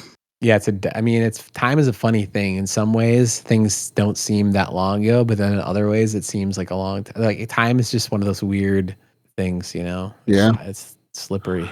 Well, actually, no, we're past 10 years. We're 11 years this year. Oh, you were 11. Yeah, we're 11 because we started in we started in March. You thought you had your 10-year anniversary 2 years in a row. we had our 10 years last year. That's what it was. 10 years was last year. This year we hit 11 years because we started in 2014. So yeah, we're at 11 years. Holy shit. Okay. That's even longer. God damn. That's a long time. Wow. It goes by quick, man. But yeah, so. Well, congratulations on the 500. I'm sure Thank you. Sure you're going to get there. Yeah, hopefully, right? 2 more shows. We cancel the show at 4. Done. It's fucking done. We're not doing done. We're not going to 500. We're just not. All right. Anyways, where can people find you, Steve, besides your podcast? Yeah, the easiest way to find me is I don't really do. We have a Twitter and whatever, but the easiest way, just legit finding me, just videogamehappyhour.com and hitting me or just seeing our stuff there. We're just doing this for fun, just a passion project to do the podcast. But I'm in the HGP Discord, so that's probably the best way if you want to say hi to me. I'm in the HGP Discord, and you can find me, Krafty. I'm there, so you can ping me, and so I'm there chatting it up. All right.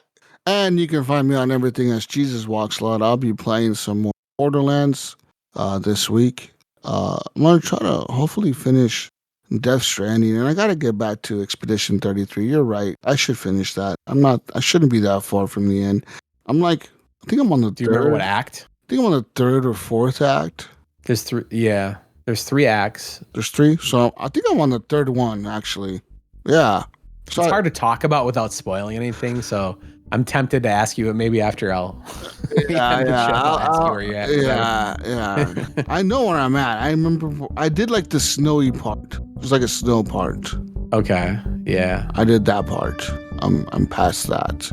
I don't know. I'm trying to remember if that was the 2nd or 3rd. I think it's the 2nd act still. Maybe still the 2nd. Fuck. I'm barely halfway. It's not that long of a game, but yeah, it's not that long. It's like 40 hours or so. All right. Anyways, peace out, Brussels sprouts. We'll catch you on the next edition of the Horrible Gamers Podcast. We're out of here. Thank you, everyone, for coming. Bye, everyone. Thank you. Bye.